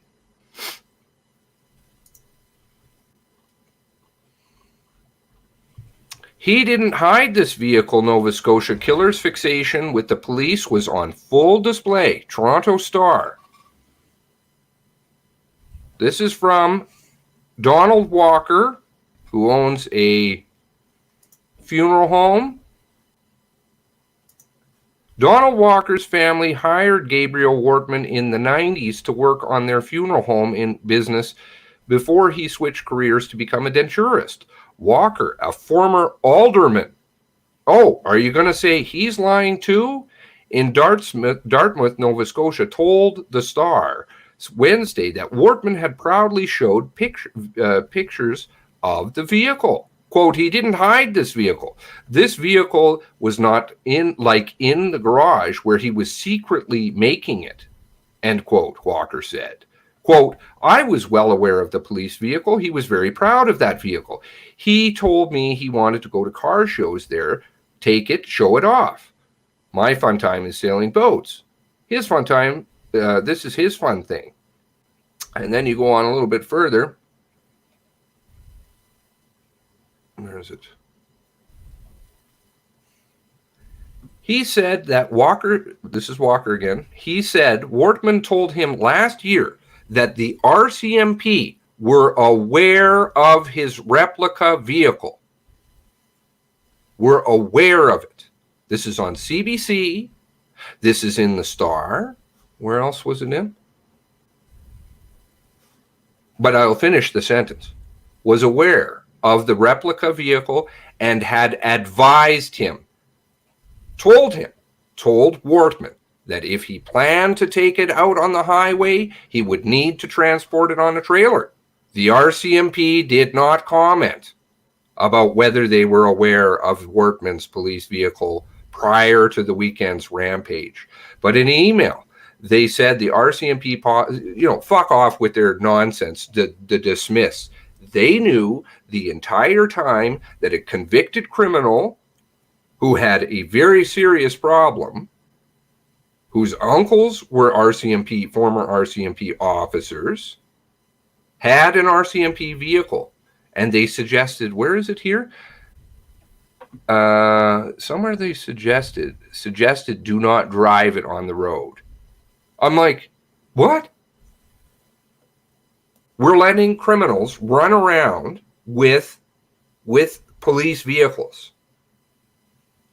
But the police are equally criminal because they're covering up their negligence, backing up times, lying, saying cameras are somewhere else. Who knows how much of this evidence they're fabricating?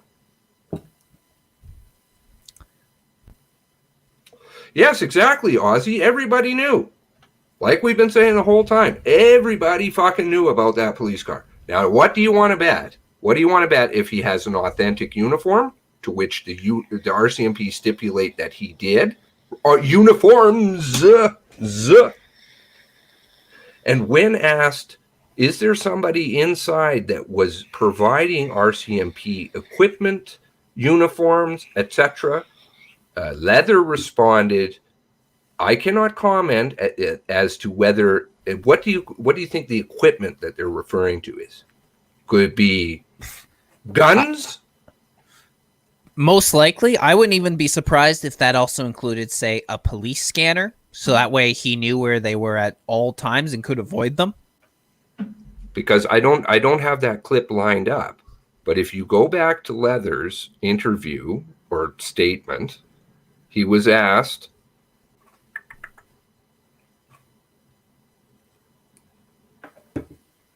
about Wortman's guns. What kind of guns was Wortman using?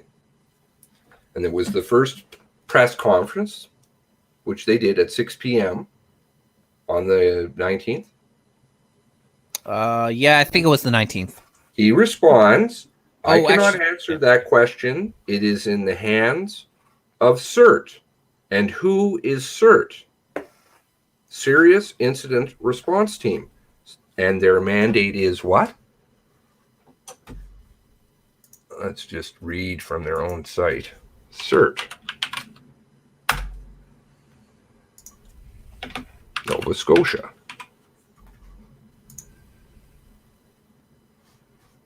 I don't want to accuse them of something that they're not doing. That would be bad. Serious Incident Response Team. What is their mandate?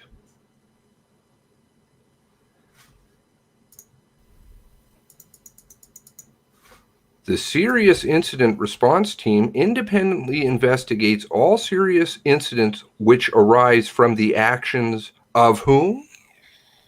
Police. So why is CERT investigating Wortman's weapons when he's not a police officer? And if you look at the recent publications of CERT, look at all the investigations that they're doing. It appears Nova Scotia, which is not a huge province, has a very serious problem. How far back does that go? And I hope that they're not going to start dumping stuff in here, because this goes back to 2012. Jesus. So this is 8 years worth of shit here. And that's just in Nova Scotia. Holy crap.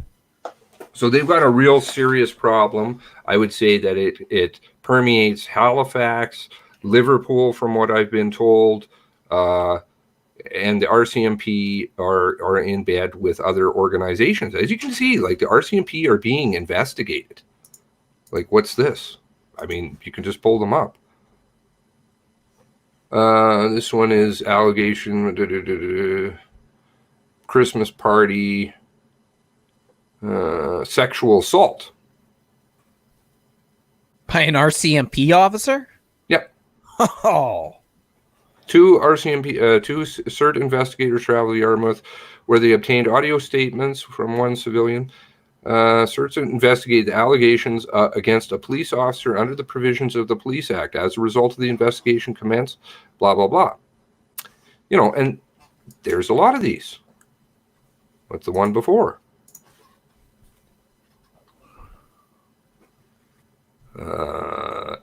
Allegation of assault against a female by Constable Assad Mari. CERT is mandated to investigate all allegations of domestic violence and or assaults against a police officer. Against a police officer. Interesting. So multiple answers that they say that they have, and that they're advising their own family members. The boy believes it was the killer in the video. She received a text message from a friend Sunday whose brother is an RCMP officer saying the suspect was in the area and to go into lockdown. As a team, we decided that it would be best to close. And we closed at 10:40 a.m. The three employees closed the gas bar and went home. It really felt like we were being watched over at that moment. It wasn't until Tuesday that Johnson saw the surveillance footage, and it hit him how close he was to the apparent killer. Thinking about it, this would have been crime scene number 17, and I would have been victim number 23. The surveillance video shows the vehicle heading south towards Shubenacadie, 51 kilometers away. At the big stop in Enfield, RCMP officers stormed the scene and shot and killed the suspect. Jesse Thomas, Global News, Millbrook First Nation. Okay. Let's continue to tear apart their shitty timeline. Oh, I love this next one. Because, again, we caught them deliberately lying. And we're going to see them do it again quite in the open. Or at least that's my perspective on it. Because if we check out this image over here, the RCMP have a timestamp at 10:28 a.m., but we happen to have a time and a date there at the top. And, I mean, it's not a huge difference, but it's 10:32 a.m. Now, at least in my opinion, I find that this is pretty troubling. The fact that even if it's just a few minutes, they have a time right there. They've kept the time on there, and yet they're trying to tell us something else. So we've already proven through the surveillance footage that was available how they deliberately lied about that and conveniently cropped out the time for that. And now they have this in the open with their times being off when we have an actual official time right up there. Mm-hmm. Yep. They're not even trying at this point. They're not really trying to hide themselves for their lies that they're doing with this. How can we tell that this is Workman's car? You can't. No. Because again, at least in one of the photos that we saw a little bit earlier, it looked to be like we could definitely confirm that the last three digits of the car number was B11, which did match up with his car. But in here, we can't see anything. This one, you can't even see squat, and it doesn't even have a time. And this one for sure is a security camera from a gas station, which they say. Why is it that it doesn't have the time?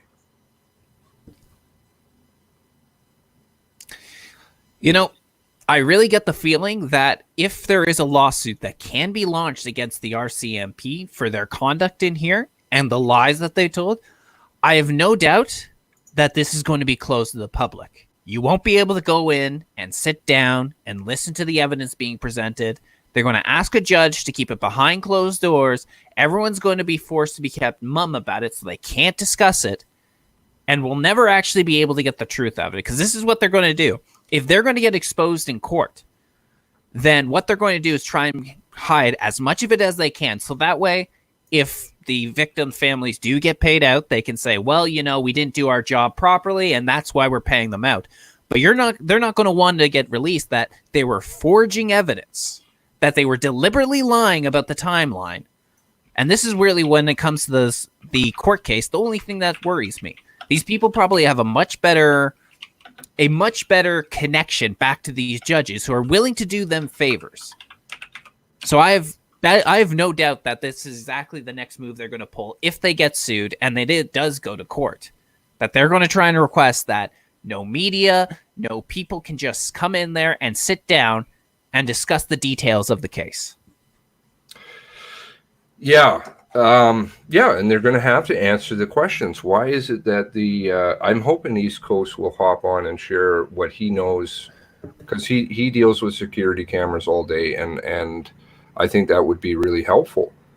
I think so. I mean, I'm guessing that he's making reference to this here. I was off by a few minutes because I'm still going to be very skeptical if you're trying to tell me that the 10:55 time could have possibly been whatever it was, 10:25. Yeah. But anyway, yeah, no, I'd be very curious to hear his perspective on that.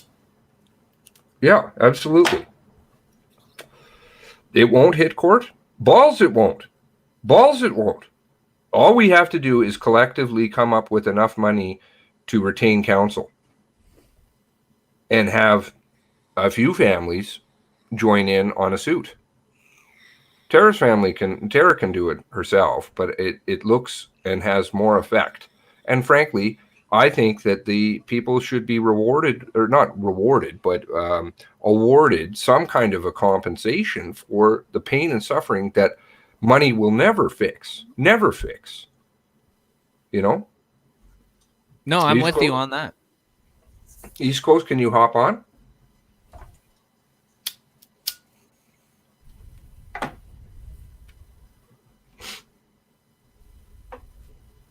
Maybe we'll move ahead to the next one. So I mean, I don't know why this security camera footage, which you can't tell a car, once again, you can't see a number, you can't see anything. It's just an RCMP turning the corner, and there's no timestamp on a security camera footage, which, frankly, you're on duty.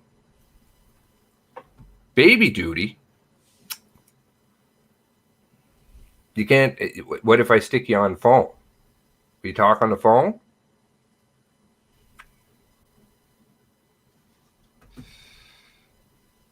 All right, let's move on to the next one. That's, I think this is the next one. 8. Let's go to 9. Okay, this is just their ding-dong trying to figure out timing. Okay, now, this one. I do just want to point out, too, though, that I'm sure most of you probably noticed they completely glossed over anything that happened there at the intersection of Highway 2 and Highway 224 with Heidi Stevenson. And they've been very quiet on that. Have barely said anything besides for the fact that she ended up getting killed there. Once again, I think, in my opinion, because right now we're going based on probability rather than beyond a reasonable doubt. Based on probability, I really think it's letting credence that they may have done something to their own. You should repeat your slogan. His slogan? I think we got East Coast. What news? What news? What's going on? So, okay, can you give us some insight on the security camera footage? Okay, so I'm a security guard at a mall, and every time there's an incident, the police request the footage. Mm-hmm. Every time you go up to check the footage, even if I know for a fact, according to my cell phone, that it happened at 10:30, you always have to give like a 5 to 10 minute leeway before or after. Okay. Because the times are never matching the timestamps or the times that it happened. Now why is that? I don't know, but it's not just my site. The police even told me that it's always that way. And I've been there for 8 years and it hasn't changed. They've went through 3 different monitoring companies and it's always been an issue. But would they say that a time is different than what is stamped on fact on the video? Yeah, because the timestamp that's showing up as it's recording is wrong. By half an hour? Not half an hour. It's usually average 7 minutes. Okay, so okay, fair enough. So the other one that we were looking at that was off by like 4 minutes, then that's very possible. But this one where they're trying to tell us that it's 10:25 when the security camera footage has at 10:55, there's absolutely no way that could be that could be a situation, huh? I never heard his question. He's saying that you. Sorry, do you want to repeat it, Adrian? Well, I was just saying that, okay, so it could make sense that the video where it says 10:32 and it was 10:28, that is possible. But there's absolutely no way that when we have a security camera stamped at 10:55, that could be as early as 10:25, right? It could be. It Off could by be. half an hour. It's possible. I don't know, man. I mean, I know you deal with security cameras. I'm still very skeptical of that. But I think another thing that at least lends credence that it's most likely not the case is the fact that we have witnesses that were around there at that time that could at least pinpoint them for about that time, for about 10:52 or whatever it was. I'm saying that the timestamp that's on the actual surveillance camera itself could be wrong. Whatever time the RCMP give you, they could make that up. But the timestamp itself, it could be wrong. I'm not saying it is. I'm saying I've dealt with issues Sure. every single time that it is not right. So the times that they give you could be way different than what you think it is. But half an hour seems a bit excessive, doesn't it? Half an hour is excessive for sure. Yeah, I've never seen it more than 11. 11 minutes is a stretch. It's always usually 4 to 7 minutes. Okay, Before or after. because the reason that the half hour is there, I don't know how much you've been watching of this stuff, but the reason the half hour issue is arisen is because it's absolutely impossible to say he did what he did. As in, I can't remember, I mapped it out today. It was 40 some minutes from the cigar shop to Enfield truck stop alone, and so if you add 40 minutes on to 47 minutes on to 55, that's going to be 42 after. And by that point, he's already dead for 20 minutes. And Yeah, that's straight driving time. He didn't stop. He didn't shoot. That's from Stevenson. What place to what place? The cigar stop, the video footage that we just finished watching. Oh yeah, where he stops and changes his shirt. Yeah, he changes the vest and then he drives and to the Enfield truck stop. If you were to drive straight through or stop at the stops that he stopped at, I say that he So stops. you went to MapQuest and put in it and see how long it would take Yes. on an average speed. Yeah. Yes, I did. Yeah, I did it with Google Maps, and I timed it out, and it was 47 minutes to drive from the cigar shop to stop at Shuba Kanadi, to stop at where did I put it? There was At Gina's house. Gina's house and at Enfield, then at the big stop. So that's 4 places. All those places, if you just drive and you stop, like you didn't stop, that those are the routes that you're taking. It takes 47 minutes to drive it. However, they say that he's dead at 10:26, which isn't possible.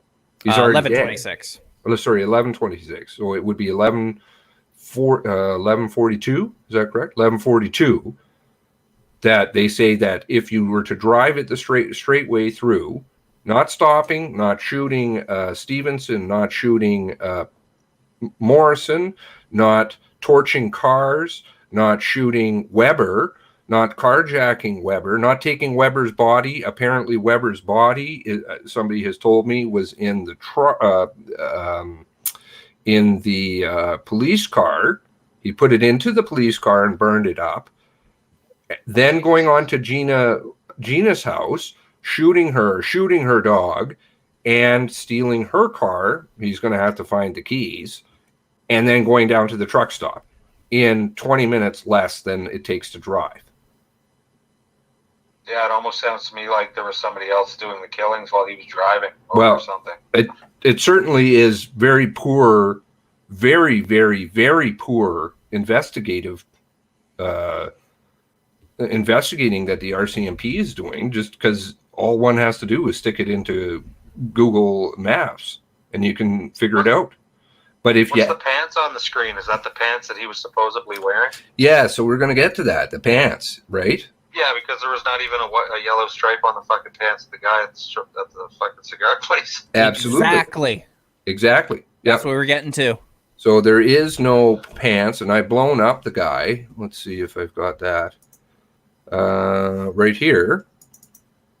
This is just a close-up of him, and I've watched the video thoroughly. I have never seen a stripe on his pants. And yet the police are saying, oh, goodness, there's these pants with a yellow stripe. That's something fucky about that. Well, there's my something God. fucky about the whole thing.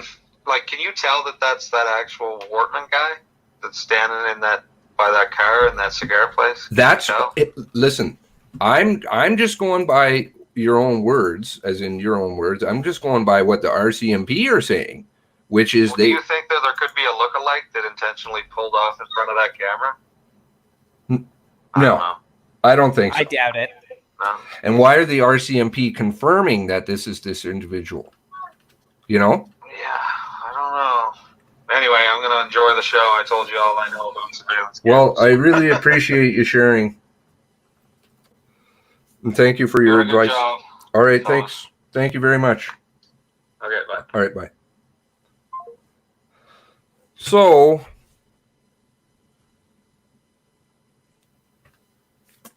did you plug in the Google Maps? I had to shut down my computer, so I did shut down my maps. I think I still have it in my Google Earth.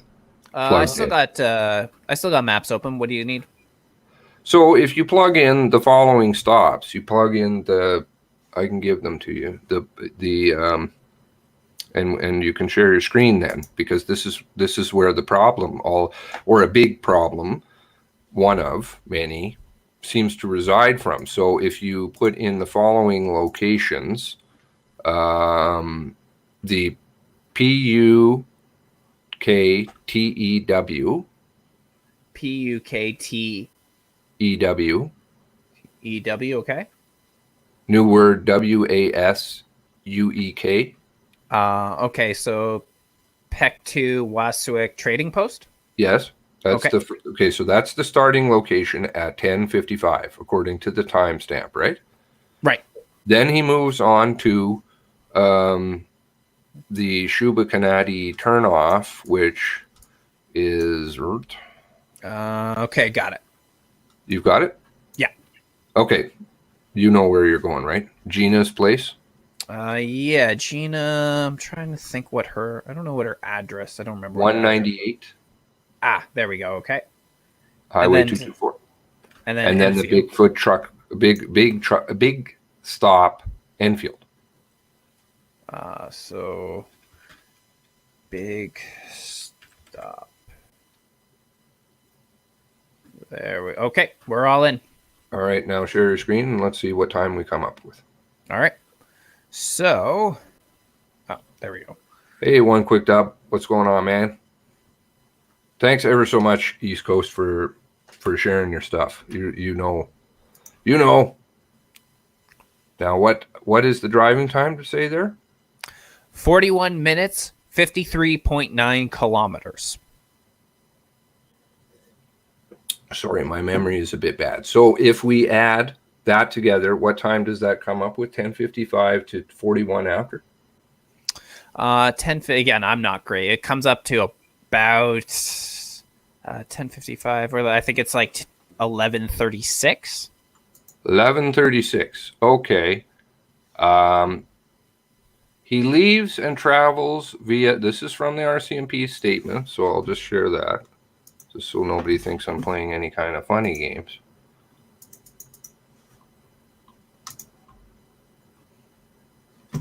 He leaves and travels via Highway 102 to Enfield. We next pick up as he exits the highway and goes by a scale at 11:23.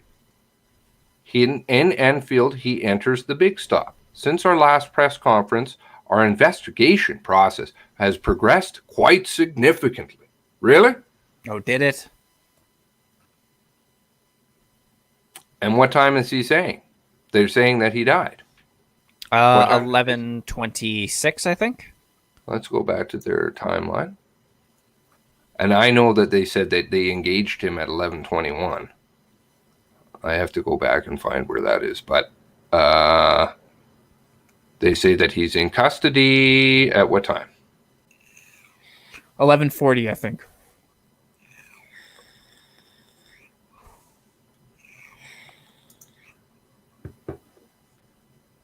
$11:40. However, if we go back to the speaking remarks from the first time,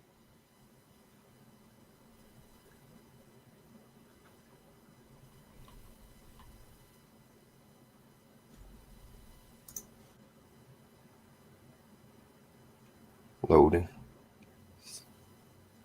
Something else I'm going to show once this is done. Oh, it's not letting me. There we go.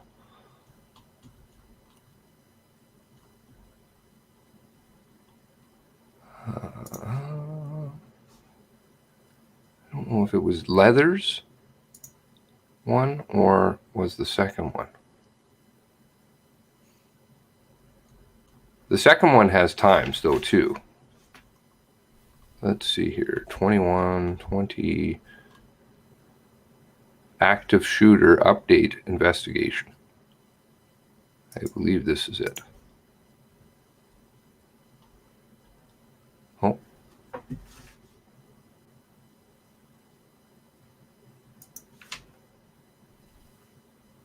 Where is it?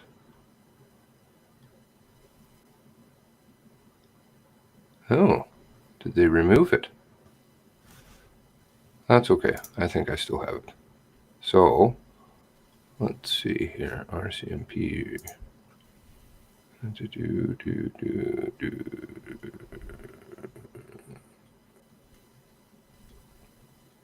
You still have it too, right? The timeline? Yeah. Yep, I got an archive version. Okay. Do you want that? Yes, please. Sure thing. Give me 2 seconds. I just got to pull it up.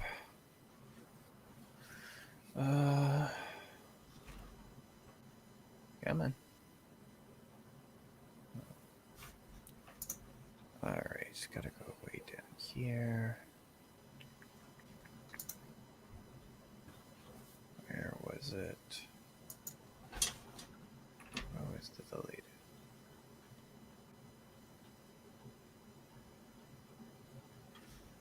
I think it was this one. Oh, no. Crap, I know I got it. Timeline.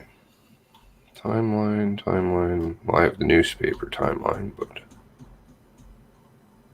I know I have the other one somewhere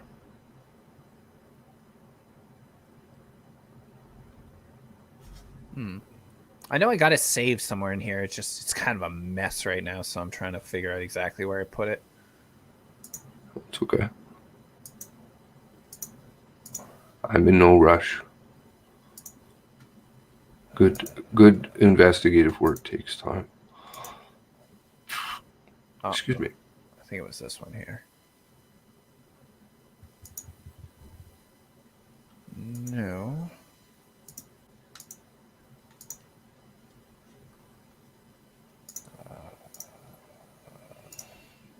I think this one's it.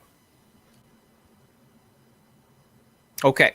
So here we got the archived one because we knew they deleted a couple tweets. Okay, we're good to go. And that one's got that's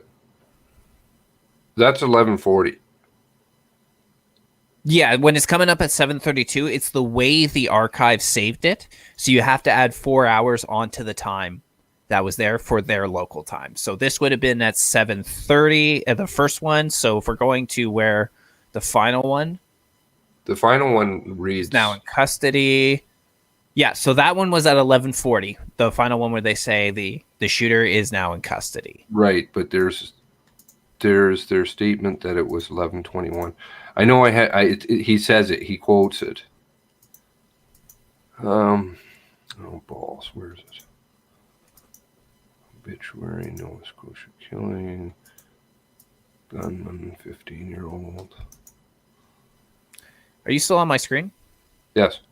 Okay, cool. Because while we're looking at that, I just wanted to quickly show something that I put together. It's not long, but I decided that the other day, you and I, Seamus, we were going over sort of the contradictions in the timeline, we were kind of using the Twitter, and then we were also using their own statements on this. So I just wanted to show everybody how screwed up this RCMP timeline is.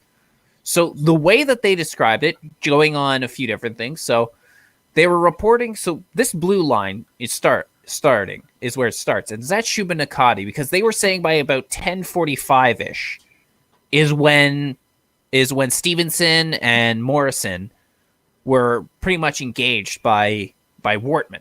So if we're going by their timeline, it starts out in Shubenacadie at about 10:45. Then apparently this guy makes his way back up to our trading post where we was seen at 10:55, all the way down to Brookfield between 10:55 and 11:04, and then comes all the way back down to about the Milford station, so roughly around where Gina's house was. I just not doing exact. Oh, this is the Silver Tracker. Yes. The Silver Tracker is a nothing burger. That's the funny piece, because you can't even. That's 41 minutes excluding the Silver Tracker. Yes, totally. If you put in the Silver Tracker time and he goes back up north and drives around there in the Silver Tracker and then drives south, when they say he drove 1.8 kilometers, yep. Which is if you believe that he carjacked Weber at the Shuby. Right. I can't say it for some reason. We'll just say Shuby. Shuby at the Shuby turnoff. From there to Wortman's, from there to Gina's house is 1.8 kilometers, and they have confirmed that in their own statement. They said, "Oh, he drove at 1.8 kilometers." Now that's not true, because that could be true. Sorry, I'll revise that. That could be in fact true, but the tweets as to him being far up north in the Silver Tracker don't make sense, and the tweets are before he even has a Silver Tracker. Exactly. Because he would be driving on the same highway in the RCMP cruiser and in the Silver Tracker. But they know about the Silver Tracker how long before? 20 minutes before? And he's in the Silver Tracker for a long time, before he could even possibly have a Silver Tracker. I know what I'm saying isn't probably making sense, but you have to think about it this way. If you pick an arbitrary time between the times that he has a tracker, the two times that they tweet about the silver SUV and the tracker, you pick a time in between that. What is it? 10. What are the times on the two tweets? For the Silver Tracker, and which one? Which other one? The others, the silver SUV that they say refer to in the tweet before. Small silver Chevrolet SUV came at 11:06. 11:06, and then the Silver Tracker at what time? 11:24. 11:24. Now 11:06. Let's.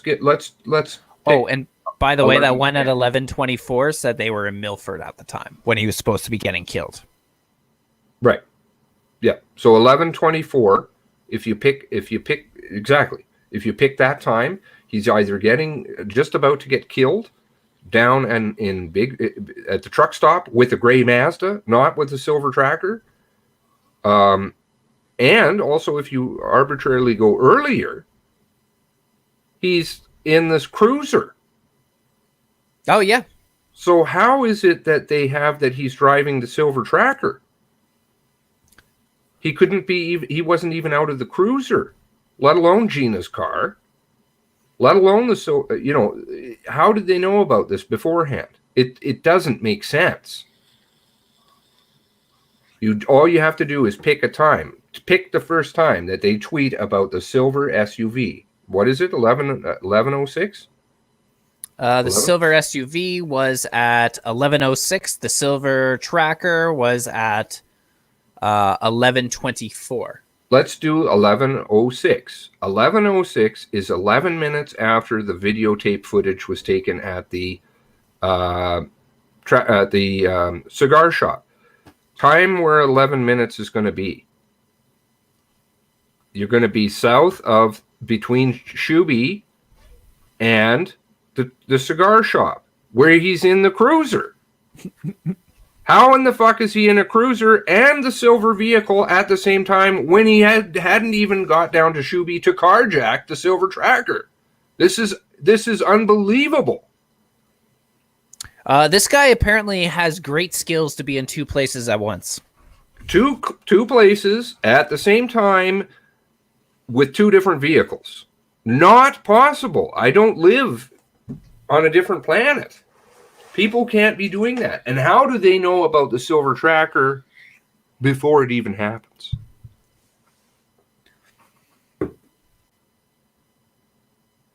Boy, you're breaking my brain, and I'm following along right with you. Let alone somebody who's just looking at this for a first time. You could do it on a map. Do 1106. You can do it on the map. You're a much better driver than I am. Timeout.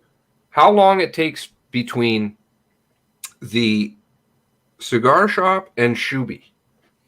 You want 25-minute minimum. 25 minutes. Okay, so that's going the speed limit, right? So that means at 20 after, he would be arriving at the Shuby turnoff. Is that correct? Yes. Okay.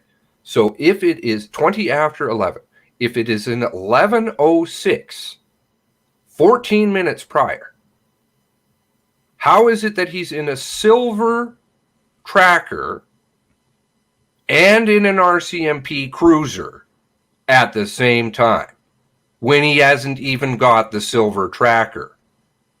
Because Shuby is apparently where he gets the silver tracker.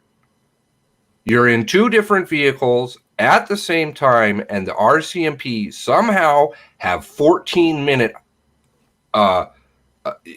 clairvoyance. They could actually see in the future. Oh my God, this guy is going to be in a silver tracker. Right. Oh, and for those just wondering, here's Milford, where he's supposed to be dying. And about right here is the Enfield truck stop. No, Enfield's where he's supposed to be dying. Yeah. What I was just saying because the one tweet said at the time he was supposed to be dying. It was like 11:24 or something. Said he was at Milford. Yes. Yes, and that is substantiated by this here and their earlier statements in press conferences. Police caught up with him at the Big Irving gas stop in Enfield at around 11:25, and they said formally that they stopped at 11:21 and he was killed at 11:26. Even though they've kind of removed this stuff a little bit. There's video footage of Leather saying that. They used that time, I believe, in the second conference, which I have footage of that as well. So there's no way to tell the future, to say that two people are in, the same person is in two vehicles at the same time. There's no way to say that he is still driving when he's dead. I mean, this is absolute bollocks. But I think what we're talking about here is the tracker. Sadly, maybe Mr. Weber may have been shot accidentally. And well, that'd be a good reason for them to try and cover it up. What ended up happening with him, if they did accidentally shoot him and are responsible for his death, then this is why they're screwing with the timeline to make it look like it was Wortman, which is why I really wish he was still alive, so that way we could ask him these questions. Oh, there's no way they could keep him alive because because he had too much to expose. Too much to expose because there's corruption going on within the RCMP. And the corruption, listen, I'm not speculating. They knew about the fact that this man who was a convicted criminal had these vehicles, 4 of them. 4. 2 of them were fully marked, by the way. 2. And it was brand new. And it wasn't what did they call it? A mock-up, a fake-up, or whatever they're trying to say? Bullshit. I think they said mock-up, yeah. They keep saying that, and like when I was on American Uck Radio, I'm like, no, stop using that fucking term. It's not fake. It's not a mock-up, or it's not a replica. This is a real. If it walks like a duck and quacks like a duck, it is a duck. It's a police interceptor car. It had full everything. It was a full-on fucking police car. Now, if that's not a full police car, I don't know what isn't. Now, did he get it from somebody in the police department, or did he, in fact, just mark it up months and months before, brand new, and then say to them, listen, they get the tip. It was referred to as a tip months before, and they had this conversation with him, and they said, well, you know what? Please don't drive it on the highway. And that was what it was referred to as. Please don't drive it on the highway. What the fuck, man? I mean, that's not a verbatim quote, but they suggested, quote, suggested that he didn't drive it. And even that wording, I question it, because I'm like, well, if he can't drive it legally, then why would the cops be, quote unquote, suggesting that he not drive it on the road? They would just come up and tell him, be like, hey, you can't drive this on the road. You do so, we're going to arrest you. You're impersonating a peace officer. That's against the law. Why is a person who's a convicted criminal, and the dad who talked to Paul Wortman, who talked to Frank Magazine, said at the time he threatened to, I believe it was threatened to kill him, the father, he beat up the father, right, down in Cuba, but then he also threatened to kill him with a firearm. And Paul Wortman disclosed this about his son to Frank Magazine, and he said, if they had just obtained a search warrant at that time, they would have, quote, discovered a hell of a lot of guns. I must have missed that quote. Mr. Wortman, that's in Warmington. It's also in Frank Magazine to anybody who subscribes. I'm not going to show the article because he seemingly gets very upset about people showing his stuff. And I can't blame him. I mean, people have to work, right? So the Frank Magazine family, it's a family, I think, who owns a small family. So I'm not going to show it. I mean, I can read the quote.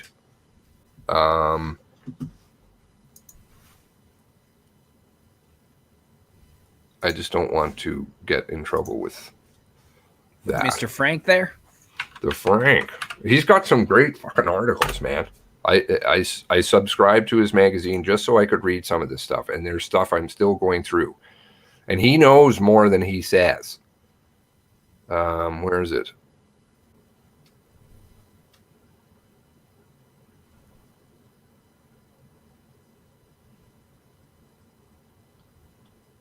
He writes, I like how he writes too. It's kind of funny.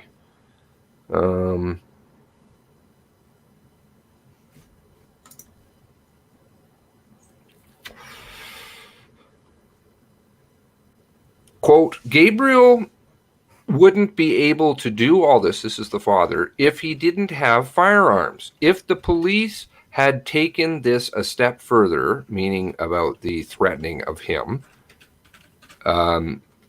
say a search warrant, they would have found his guns, and probably say it's probable to say we wouldn't have the situation that we're in today. Now, he also refers to a hell of a lot of guns. Where's that?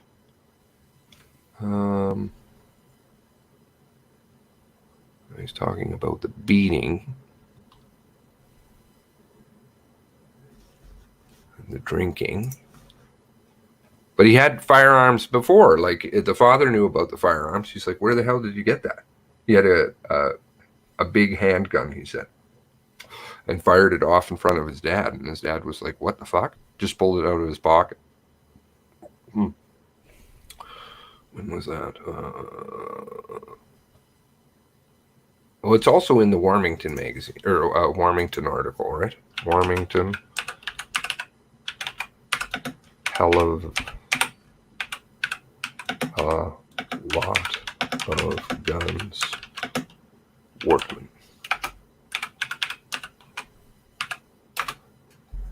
because Warmington took the. I can share that and not get in trouble. This is because of the father phoned Frank Magazine, and Frank Magazine had a 4-hour interview with him, which is crazy. It's amazing that Frank does better journalism than most of the other publications in Canada. Well, that's why he's banned. He hasn't appeared at either of the last 2 conferences, news conferences, and in fact, Freedom of the press, baby. One of the letters to the Frank Magazine said, you know, listen, you're the one who is really covering this stuff. Thank God we've got you on our side. And well, he's not appearing at the last. He's not able to ask questions anymore.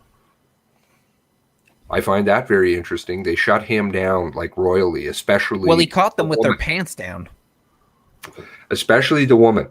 Yep. Especially the woman. He's like, why do you need to have it wrapped up in a pretty bow? Why can you not disclose the full details? And you know, because there's like, he asked them a question and they said, well, we need to get the details, blah blah blah. And he's like, why do you need to have with a pretty bow? It doesn't matter. The guy's dead. We're not talking about investigation here of him. But maybe you are, because cert's involved. Let's see, where was it? You talked about the beating. Gabriel wouldn't do this if he had the RCMP or the hell of a lot of guns. Oh, he doesn't have it. Oh, does he? 15-year-old beating a 15-year-old.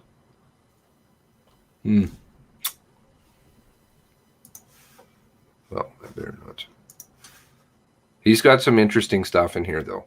You know, oops. What happened here? There we go. You trying to kick me out already? No. Fine, I'll leave. Bye. So, I mean, there's funny business going on.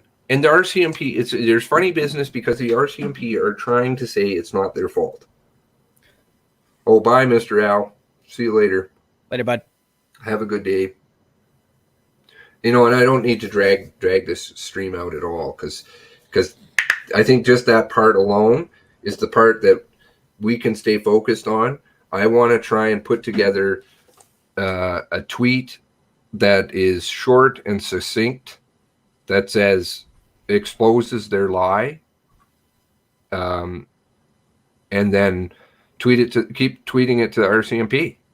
You know, people can download it and then keep tweeting it to the RCMP. Answer us this fucking question. Why are you saying that there's half an hour missing from the tape when you've got an eyewitness who says it, you've got a video stamped thing, and yet we're getting also the media. I don't want to get into that probably, but I mean, the media are doing it too.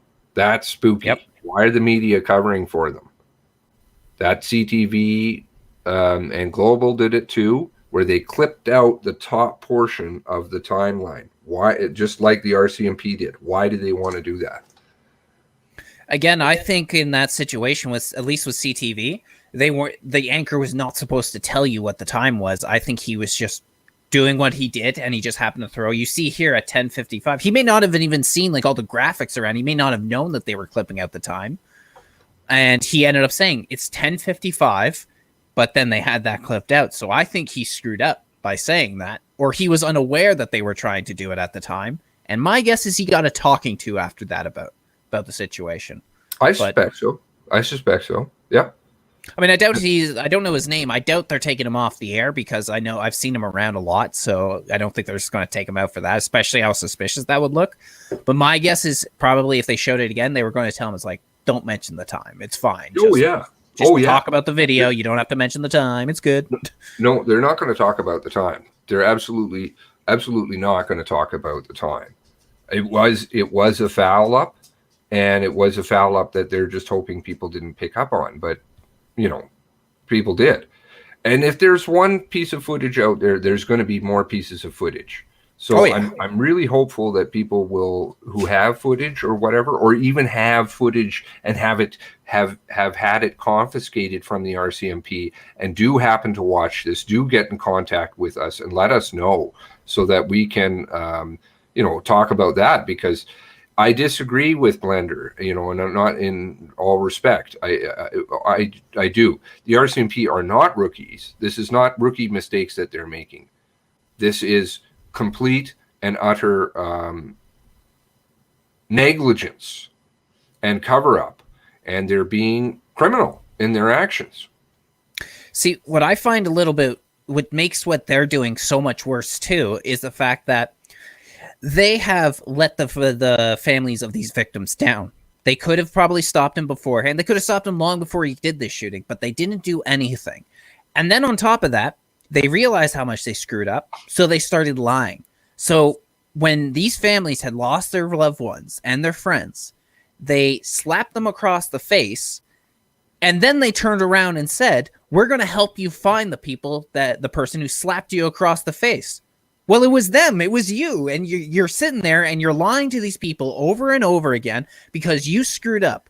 I think most people would be more forgiving if they just came out and said, we messed up big time. People are dead. That's on us. And we're just going to strive to be better. But no, instead, they lied. They lied over again. And they're trying to cover their asses at the expense of the people who were killed during this situation. Yeah, the people that they're responsible for protecting, they let down. And it's not to say that RCMP are bad people or that they're all bad. That this is not true. That is not true. There are lots of good police officers out there, and I've spoken to a couple recently, and they were really good. But this is something far more insidious, and it's cancerous. This problem is deep rooted within them. And I think, frankly, as the story gets peeled more and more back, I think we're sadly going to see it's not because they're not experienced, Blender. Why would you say that? This is supposed to be the top. The top of the Canadian police force. I don't think they can fall back on the idea that they're inexperienced. These people are supposed to handle the biggest cases when local PD don't have the resources to handle it themselves. So I don't think that's an excuse. I could understand more of a local police force being able to say, maybe we're rookies at this, especially depending where they are. If it's a small community, not used to these sort of crimes, sure. But the RCMP are supposed to get the worst of the worst or even help out in these situations. It seems to me like it's much more when it comes to negligence. And even you're right, Seamus. It's not everyone. It's same thing for the police goes for people who work in the media, people in politics, people in banking, and plenty other industries across the world. There's plenty of good people that are in them, but the only ones that rise to the top are the ones that are willing to play ball. If you're not willing to play ball, you're not really going to be seen. You're not really going to be heard. You're not going to get those promotions. It's even a lot of the same way in any business you want. It could be like a minimum wage job.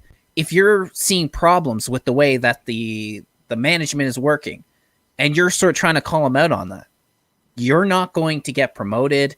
You're not going to move up. So this is really, I think, where the problem is. It's not so much that I'm sure that even someone like Constable Stevenson was a very good cop. I would not throw her in with these other people that are trying to cover this whole thing up. But it's people at the top who are pulling the strings, that have the authority, that are telling the other ones to shut their mouths, telling them to stand down. And because of it, the good cops can't really put the opinions forward on this. They can't tell the truth, because if they do, they're either going to get fired, they're going to be put to the worst desk job they could possibly have. They're going to be taken off the road. And this is why it's the suppression coming right from the top. Oh, the thin blue line is a fucking dangerous thing to cross. And Blender, fine. I don't know whether you have somebody who's a friend who's a police officer. You're a police officer. I have no idea. I'm not saying that anything of the sort. I'm just saying you can see the time there on the screen, and it says 10:35. You can hear an eyewitness who says, yeah, it was at this time. And you can see the timestamp on the video. Now, this is the same video and image taken from that video. I'm not sure if I'm having a problem reading it because it says 1025 according to the lots and lots of resources. This is not one person on duty. It's not a, this is all of them right to the top. And whether if you're going to tell me, and I'll pose that to you, are you telling me that then our police force is utterly illiterate? Illiterate even at telling time? I'll pose that question to you. The thing is, too, is like, even if you got friends or family or cops, you can't take it too personally with what we're talking about. Because, again, most likely we're not talking about those people. Like, for instance, my cousin's husband is a cop in Winnipeg and has been for like more than 10 years now. I know the type of guy he is. I wouldn't throw him in with this cabal, these people that are trying to suppress the truth. Yeah. But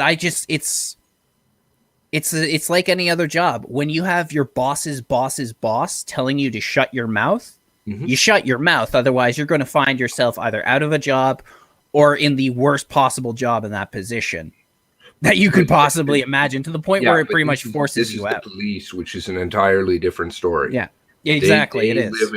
They live in a realm of their own. They live in a realm of their own that we plebes don't understand. And so it's not just like, oh, you get assigned to a different job. They will royally fuck your life up if you go against them. And that's the kind of thin blue line that it is referred to as. So, I asked Blender, and I'm curious, because I listen. Are you following me? Are you following me on Twitter? If you're following me on Twitter, I'm more than happy, to talk to you. I'll send you a link and we'll have you on. Because this isn't about all policemen. This is about removing some corruption within the police department and the cover-up. And there is corruption, I think, sadly, much more than just, oh, we're messing with the times and things like that, or we let somebody out.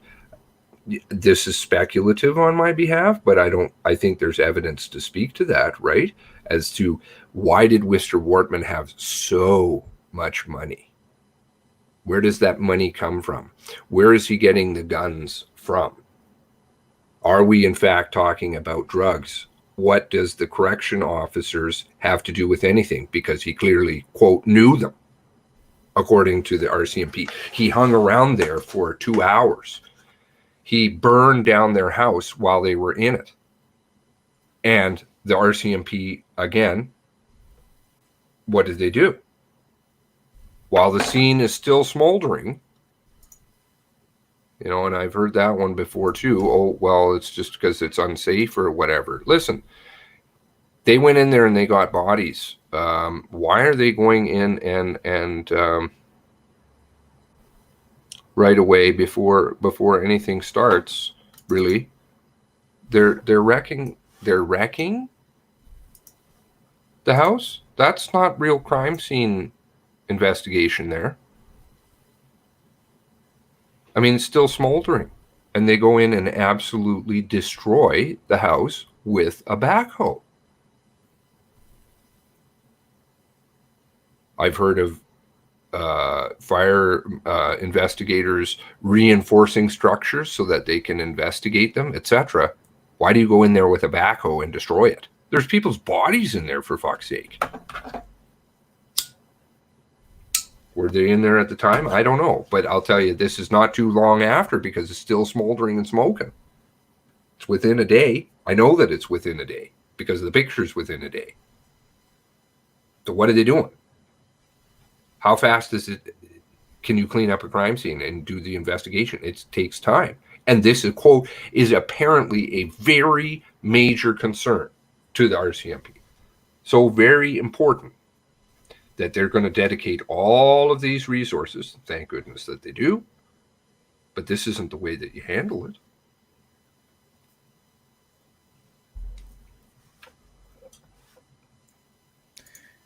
I mean, really, at the end of the day, we're just asking for less corruption, better work, more accountability from Canada's top police force. I mean, I don't really think that's unreasonable to ask. No. And, you know, the more that they cover it up, the sad part of that is, shut up the fire hall. Where is the apology? Real men stand up. Real men say that they're sorry, and real men make changes.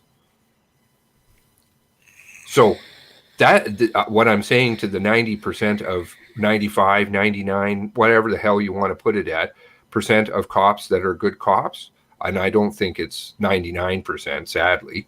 I wish it were. But the vast majority of good cops, why don't you stand up, the good cops, and say, we're not going to have that. We believe in our job. We believe in the people that because somebody posted that back there too. Who was that? Lucky Strike, I believe, said that they're not sworn to protect the people. Is that correct? I didn't see it. I saw that, and I'm like, what are you talking about? This link was linked to follow. Yeah, I don't think Blender you can post on here because you're not a moderator. But I did see something about that they're not sworn to protect, and absolutely they fucking are. They fucking are. Calgary, they changed the paint job, and we didn't have to serve and protect on our cars before, but they've changed it to vigilance, courage, and bravery, I believe is the slogan. That has nothing to do with people. It has to do all with them. Is it an adversarial thing that's going on now? Are we against the cops? Are the cops against us? I thought we were all on the same team.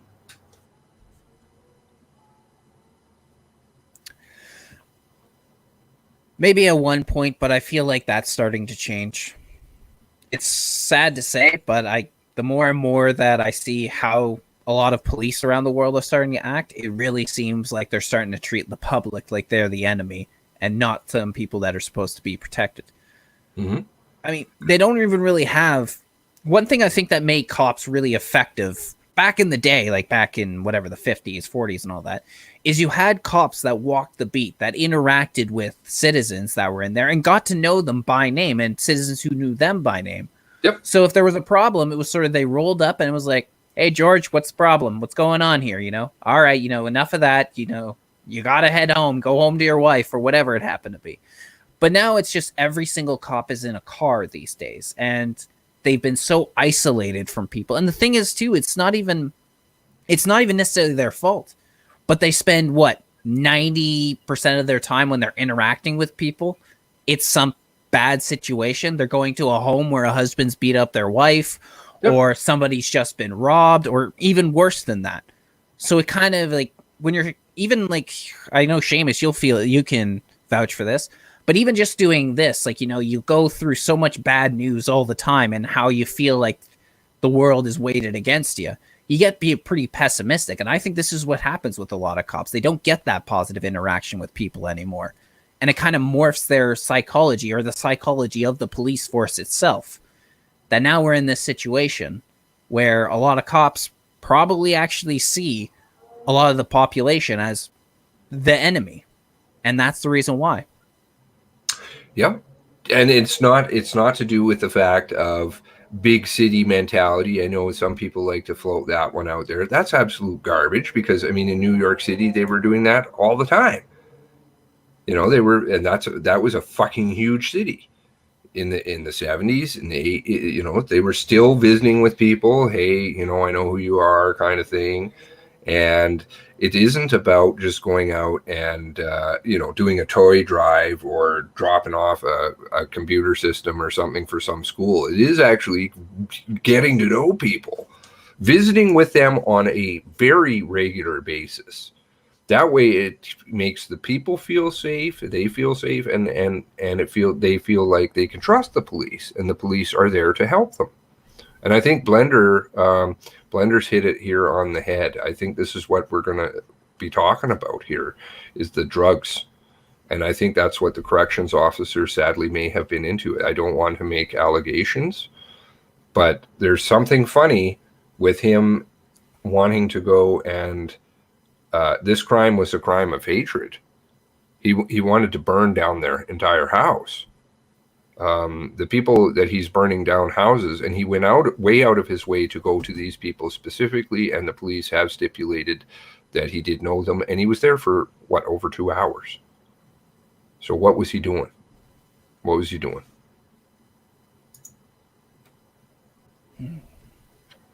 I don't know. But they can apologize. They can apologize for the fire hall. The fire hall alone. Why can you not say sorry? I mean, those victims, those people were traumatized. And even when it was kind of posed to them, listen, Nova Scotians are questioning their trust at this point in time with the police. They responded with the psychological warfare garbage, which is, oh, you know, it's very important that we have a good relationship. We work very hard on it. Nova Scotians trust us, blah, blah, blah. That's not an admittance of anything. That's called avoidance. That's called obfuscation. I'm going to totally avoid what my responsibilities are. You're going to pay for it anyway. Like, it's not like people aren't going to know that there's a crime here. And if hopefully, I'm hoping we can get organized here at some point and launch a suit. But I was talking with a lawyer down there, interestingly enough, about something else unrelated. And he said he spoke about that. So, I mean, people down there are asking questions, and I think suits are going to be filed. So the RCMP are going to have to answer. But we can get in on that boat and ask them questions. Sorry, I'm going to get a coffee, shut my hole, and listen to you talk. No. I can't hear you in the other room, Sue. So. Are you sure about that? Do I need to talk a little louder? No. But again, I think the main problem that we're going to face from here on out is I don't think it's a question of if a lawsuit's going to happen. It's a question of when. Because without the more information that is being exposed, it seems very likely it's going to happen. But like I was saying earlier, the problem is we're going to face from here on out is that the RCMP are going to try and do absolutely everything they can to make sure that the public doesn't get the details of that. Because if they get the details, that's going to be way worse. If you hear that the RCMP were negligent in this situation, well, I'm sure a lot of people could see that and understand it, because you're going to have people are going to look at how this guy went on a 13-hour rampage, how this guy was known to police in the past, and they're going to ask the questions of, well, why wasn't something done sooner? But if we start to see that there was evidence deliberately getting covered up, well, then that's going to be a bigger situation. But this is why they're going to try and close it all off to the public. They're not going to want press in there giving to record what's going on. They're not even going to want an average citizen going in to sit down and talk about it. And then all the people that were, all the families, they're going to be given a non-disclosure agreement about the court case. So they're not going to be able to talk about it. And then at the end of the day, you're not going to know anything.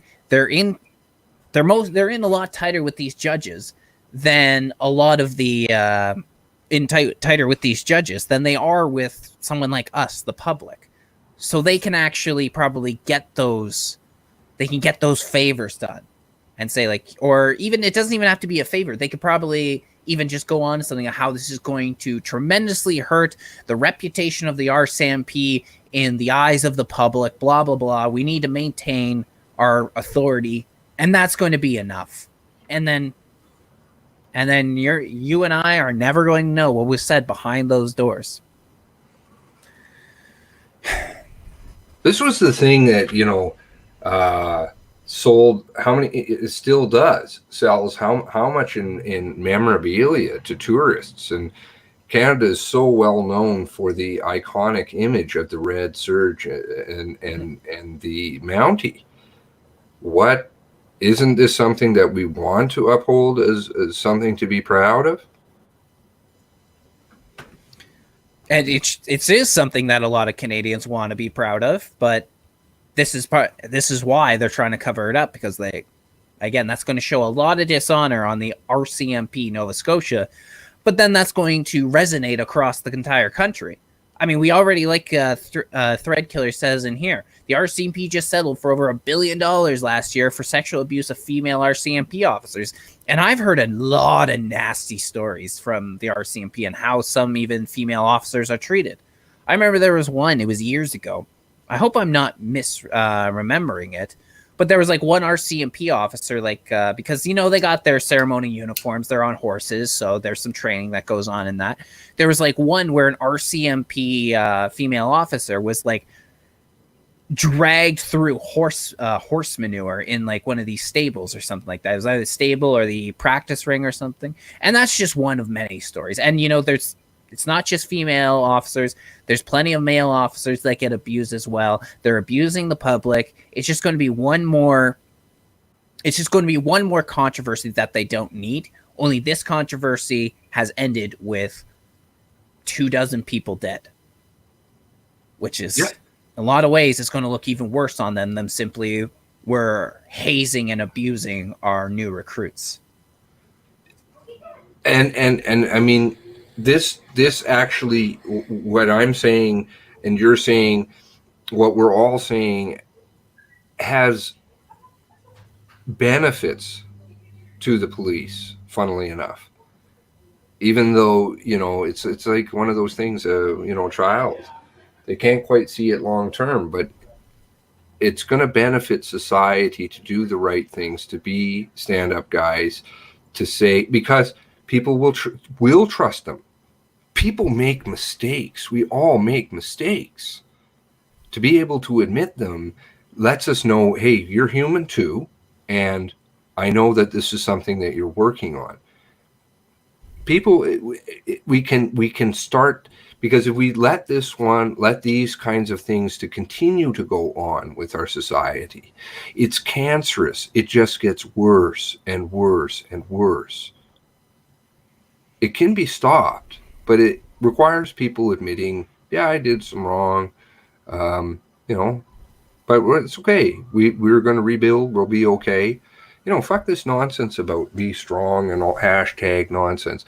Be strong is being human. Having faults and making mistakes and picking yourself up and rebuilding. And I don't think, we're not doing it here, and I don't think anybody is trying to say that the RCMP or the police force has to be perfect. But it's about self-monitoring. It's about when there is this situation, you call them out on it. You call them out on it, and there are repercussions, because it'll mean less chance of it happening in the future. Your reputation looks a lot better when it looks like you're willing to punish your own people who are stepping out of line.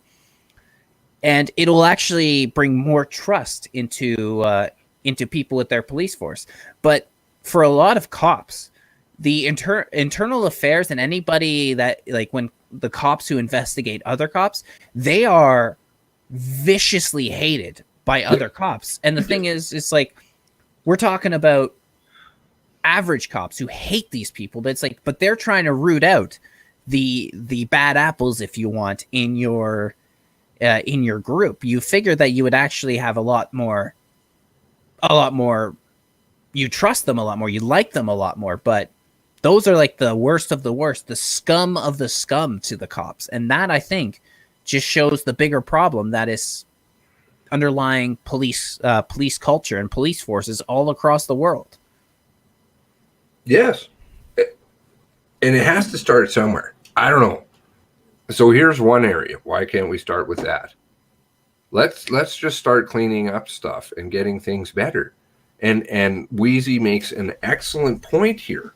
The fact that this is our money. If there's going to be a suit, it's going to be taxpayers that are going to pay it. That means all of us are going to pay. And frankly, I think that's a worthwhile payment to get things fixed and cleaned up. It's worthwhile. It's worthwhile if we can get rid of some of this junk.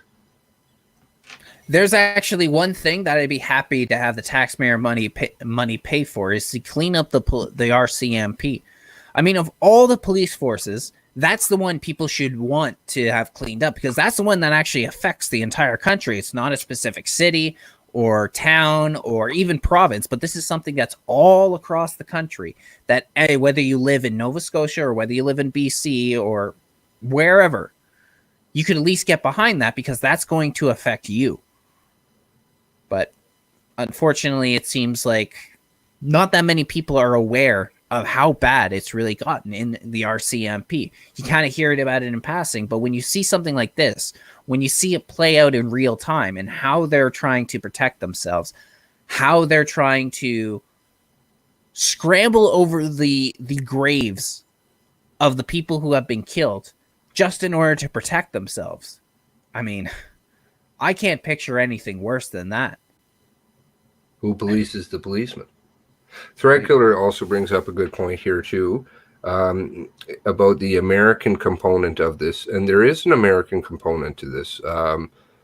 Wortman had some ties down in the United States. They've tacitly admitted to that, the RCMP, and Frank Magazine also did an article on the that Wortman did smuggle at least one weapon from the United States. He had some contacts down there, and he was very infatuated with one person, a very good friend of his, who died some years ago. They didn't say who. So, you know, Frank is sitting on lots of stuff. I'd be very interested in talking with Frank at one point, or, you know, whoever's behind that. The one journalist, I do know his name that he said, but I do know it's... have you heard anything about the American stuff at all? Not really, no. I did kind of hear that he smuggled in the guns, but aside for him being an American, no, I hadn't heard anything about that. Yeah. Somehow Frank's got the scoop on some stuff. He named some names, and as in Michigan, somebody in Michigan, or something, and there was a weapon being sent to an address at a GM dealership in Michigan, and Wortman went down there and picked it up, and he had this friend, so he obviously knows who the friend is, that was American, that because he knew when he died and stuff like that. He knows something. He knows a lot of stuff, frankly, actually. Clearly, yeah. Well, I mean, he wrote that article March 31st about Wortman, and that was not his first one either. He'd written another one where Wortman had taken on the city, but then he'd had this interaction with the police, and Chad Morrison apparently, you know, a couple of these people I'm going to dig into a little bit deeper, because Chad Morrison apparently is not as clean as he sounds. Oh, I'm with you on that. I think there's something going on there with him. East Coast just sent me a little tweet, and Gary, I'll just look at those two here, and Mike, and Network Gal. East Coast said that they're discussing banning guns as early as Friday. I don't know anything about that, so I'm just going to have a quick look at that. Really, eh? Interesting. Let's see if there's an article. Federal, there we go. Let's see. Oh,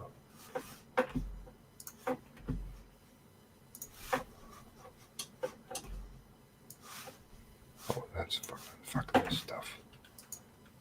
Okay, here we go.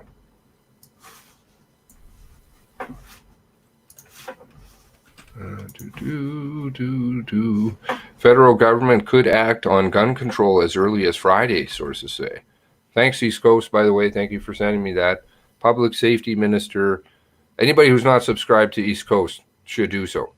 It's kind of like a crew, right? You know, East Coast, Adrian, Steve. There's a whole bunch of us on here, Canadians, that are all working tough. Rage in the cage. The federal Liberal government is poised to ban some types of firearms, and those prohibitions could be made public as soon as Friday, sources told Radio Canada. The gun control changes come in the wake of Nova Scotia's recent tragedy, which saw an armed man kill 23 innocents and wound others. The gunman, who was not licensed to possess firearms, used guns illegally obtained in Canada and from U.S. sources to carry out his crime. So if they're illegally obtained and he's smuggling weapons, he has prior convictions, he is a criminal, and he doesn't have a license, why is it that every other good law-abiding Canadian is being punished? That's a good question. And the thing is, too, is like that's part of the reason I don't really subscribe to the idea that this was done for a gun grab, just because it's not necessary in Canada to orchestrate a mass shooting to do a gun grab and put in legislation. You could do that already. Even with Justin Trudeau, with a minority government, there's no doubt the NDP would jump on that and give him a hand, and the Greens, and literally just about everyone. And even depending on what it is, even the Conservatives might jump on that and give a hand. It's unnecessary to do. So that's why I don't really think that it's the reason, like it's like orchestrated in that way. I think there would be, if it was an orchestrated mass shooting, there's another reason for it. But, you know, the Liberals can't help but use any excuse to go and jump on a mass shooting as a means to put in gun control. They did the same thing after Fredericton, after the shooting that happened there. Even though the guy was using long rifles, they still banned guns that had nothing to do with the shooting whatsoever. And they've done it pretty much every single year that they've been in office, just about. I think this is probably their third or fourth legislation they put when it comes to guns. The list, which is 11 firearms, and CBC doesn't know what it is. They don't know. The list is not expected to include handguns. However, this part's interesting. Blair has said, well, that's interesting enough. Blair has said the government will legislate new powers for municipalities to enact their own restrictions on handguns. So now this is going to, I don't know, Adrian, I'm sorry, but I gave up on the world's political system a long time ago. It's all shite. They're all the same. They're all compromised and corrupt. They're all working for the same people. You know, it's just one may do it a little bit faster than the other, but it's all flavors of the same ice cream. You know, no, I understand exactly what you mean. I mean, this business about electing a different government, maybe people disagree with me, maybe you disagree with me. It doesn't matter who the fuck you put in there. They're all going to be the same. All the same. The system has to be rebuilt. The different political parties make a change on the micro scale, but they don't make a change on the macro scale. It's kind of how I see it. So if you're somebody that is like, let's say, abortion is a huge deal for you, then you can make a difference there. But if you're looking to get your country out of debt or change the way their country is going or change the banking system, then really what I think are the biggest problems that our country is facing, then no, it's not going to make us a lick of difference regardless. No. And there's all these special interest groups. I mean, there's such I don't put out a lot of videos on research that I just do day to day. But I mean, like, fuck, some of it gets really deep and finding and I'm sure same with you, same with Paulie. I know Paulie's the exact same, and it gets, you go really deep. It's not just the stories. Like, you start tracing the money and you finding, all these different groups. Like, the amount of lobby groups Canada has is unfucking believable. Oh, yeah. These people that go around, there's lobbyists, there's lobby groups that are helping other groups, helping to get in with the government. There's ambassadors from Google. These people all have infested and destroyed our system from within. Oh, no, you're absolutely right. And I mean, I didn't even realize to the grand scale that this was until I think it was the video where you and I kind of met, which was the one I did about Canada 2020. And then I started doing exactly that. I was tracing it around. I was seeing, well, Blue Sky's involved with this. Oh, they have a connection back to the Center for American Progress in the States, and this and that and the other, and the young liberals are involved, and blah, blah, blah. And that's when I kind of realized the tentacles and how they just seeped into absolutely everything. How this one group's connected to this other group, and how that other group's connected to another group or connected back to this politician. That's when I kind of realized the scale that it went. I knew lobbyists were a problem and everything, but I was like, holy crap, it's kind of like a kind of like the roots of a tree, one connects to the other, and you realize just how big it is. So yeah, no, I completely understand. I mean, I've haven't seen it for quite as long as you have, because I know for you, for like a few years now especially, you've seen the problem and you don't want to participate in the minute details when it comes to politics. I would say it's only over the last like year or so that I really came to see just how bad it was, sort of where you were a few years ago. Well, no, I'm not saying that. I'm not saying that at all. I just was like, the stories are all... They're all the same, roughly.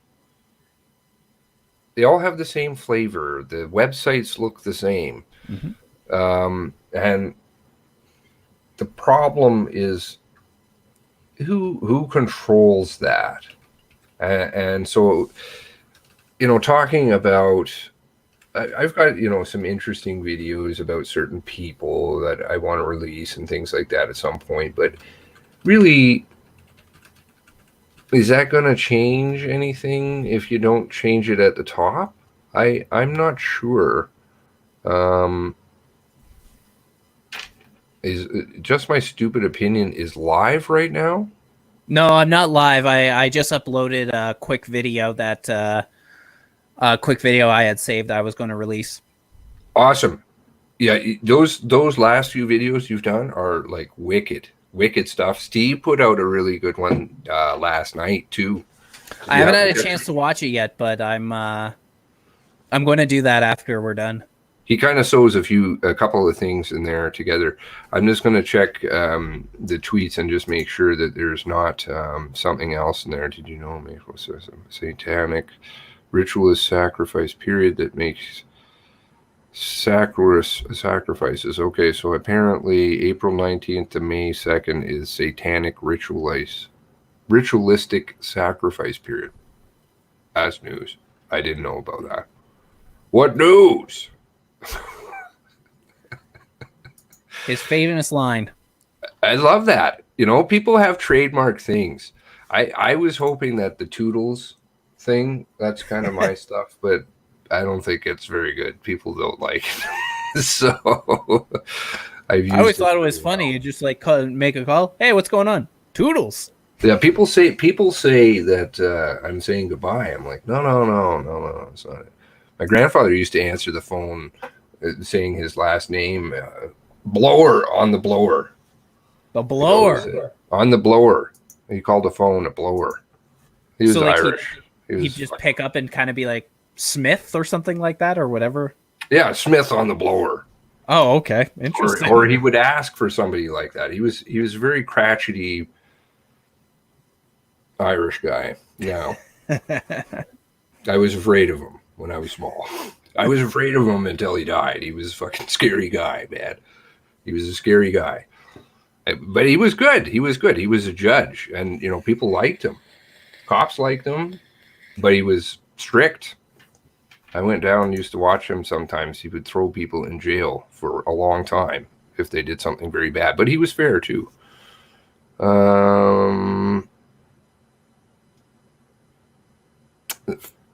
Honestly, I have probably forgotten more things than I can recall hearing about anything about the silver SUV.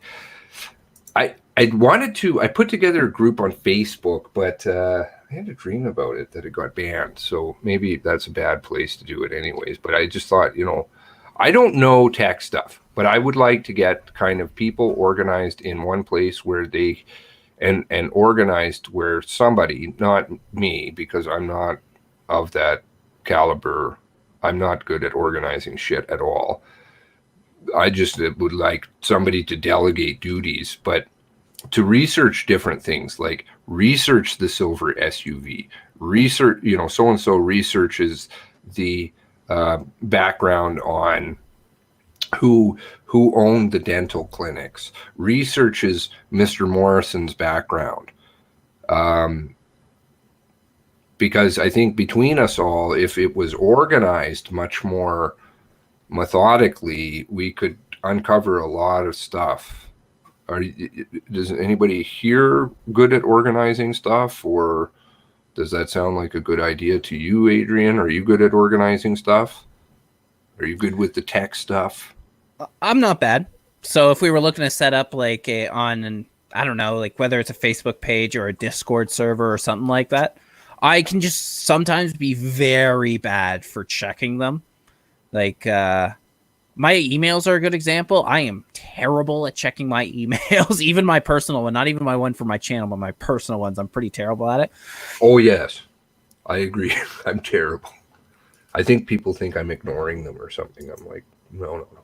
I'm sure. You know what I'm really bad at? I'm really bad at responding to people, and like literally my best friend, my wife, all of them could tell you that, because what I do is I open the message and I see it, then I get distracted by something. I'm like, I'll respond in a couple minutes. Then I forget, so I never get back to them, and the notification is gone. So that's something I'm very bad at. If I don't respond to you, it's never like I don't want to talk to you or anything. Yeah. It's always just, oh yeah, I'll get back to that in a second, and then it goes out of my head.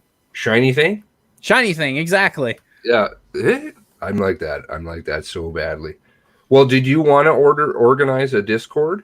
Okay, I can set one up, and then people who are willing to put in the research, we can sort of get together and we can discuss, and like you take this part, I'll take this part, and delegate from there. Yeah, I'm in. Okay. Okay. Yeah, that would be good. Is that kind of a place that we can dump information centrally, or like videos or articles, highlighted articles or something like that? Is that can you store things in the Discord? You can upload links, you can upload screenshots and that sort of thing. So you can do it. You can also sort of separate things. So you kind of have like a general chat and then maybe stuff for a different chat for like research and stuff. So you can kind of do it that way, if that's sort of what you're thinking. Well, yeah, like I just think that I mean, I seriously, I don't know anything about this kind of stuff. Who is that? What do they call him? Boobs? Yeah, they call him Boobs. He's friends with some of the guys over in the Plaid Army. He has one of these boards, and it's actually quite big. I think it's called Poll, P-O. Oh yeah. Poll? Yeah. From 4chan, right? I don't know. I've spoken with him a few times. He seems like a good guy, and it's got like he's got a Mumble server built in there and things. I honestly don't know much about it. Oh, poll.co. Okay. Yeah, poll.co.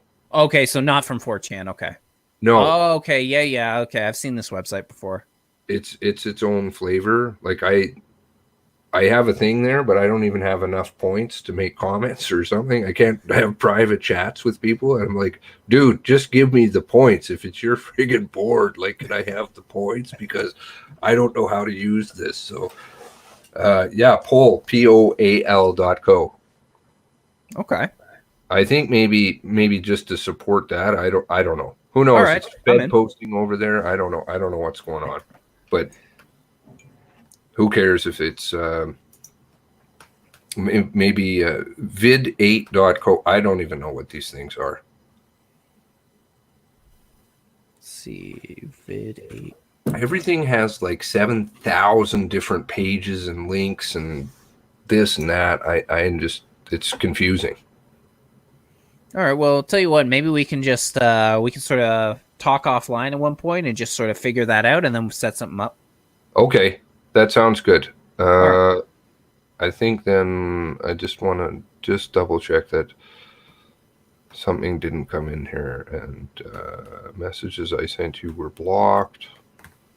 I don't understand. Okay, that's sad. Please let me know this came through. What is this? I think they're just telling me their comments are blocked on disregard. That was the Halifax police. Find the photo of the RCMP type car in the front of the denture clinic.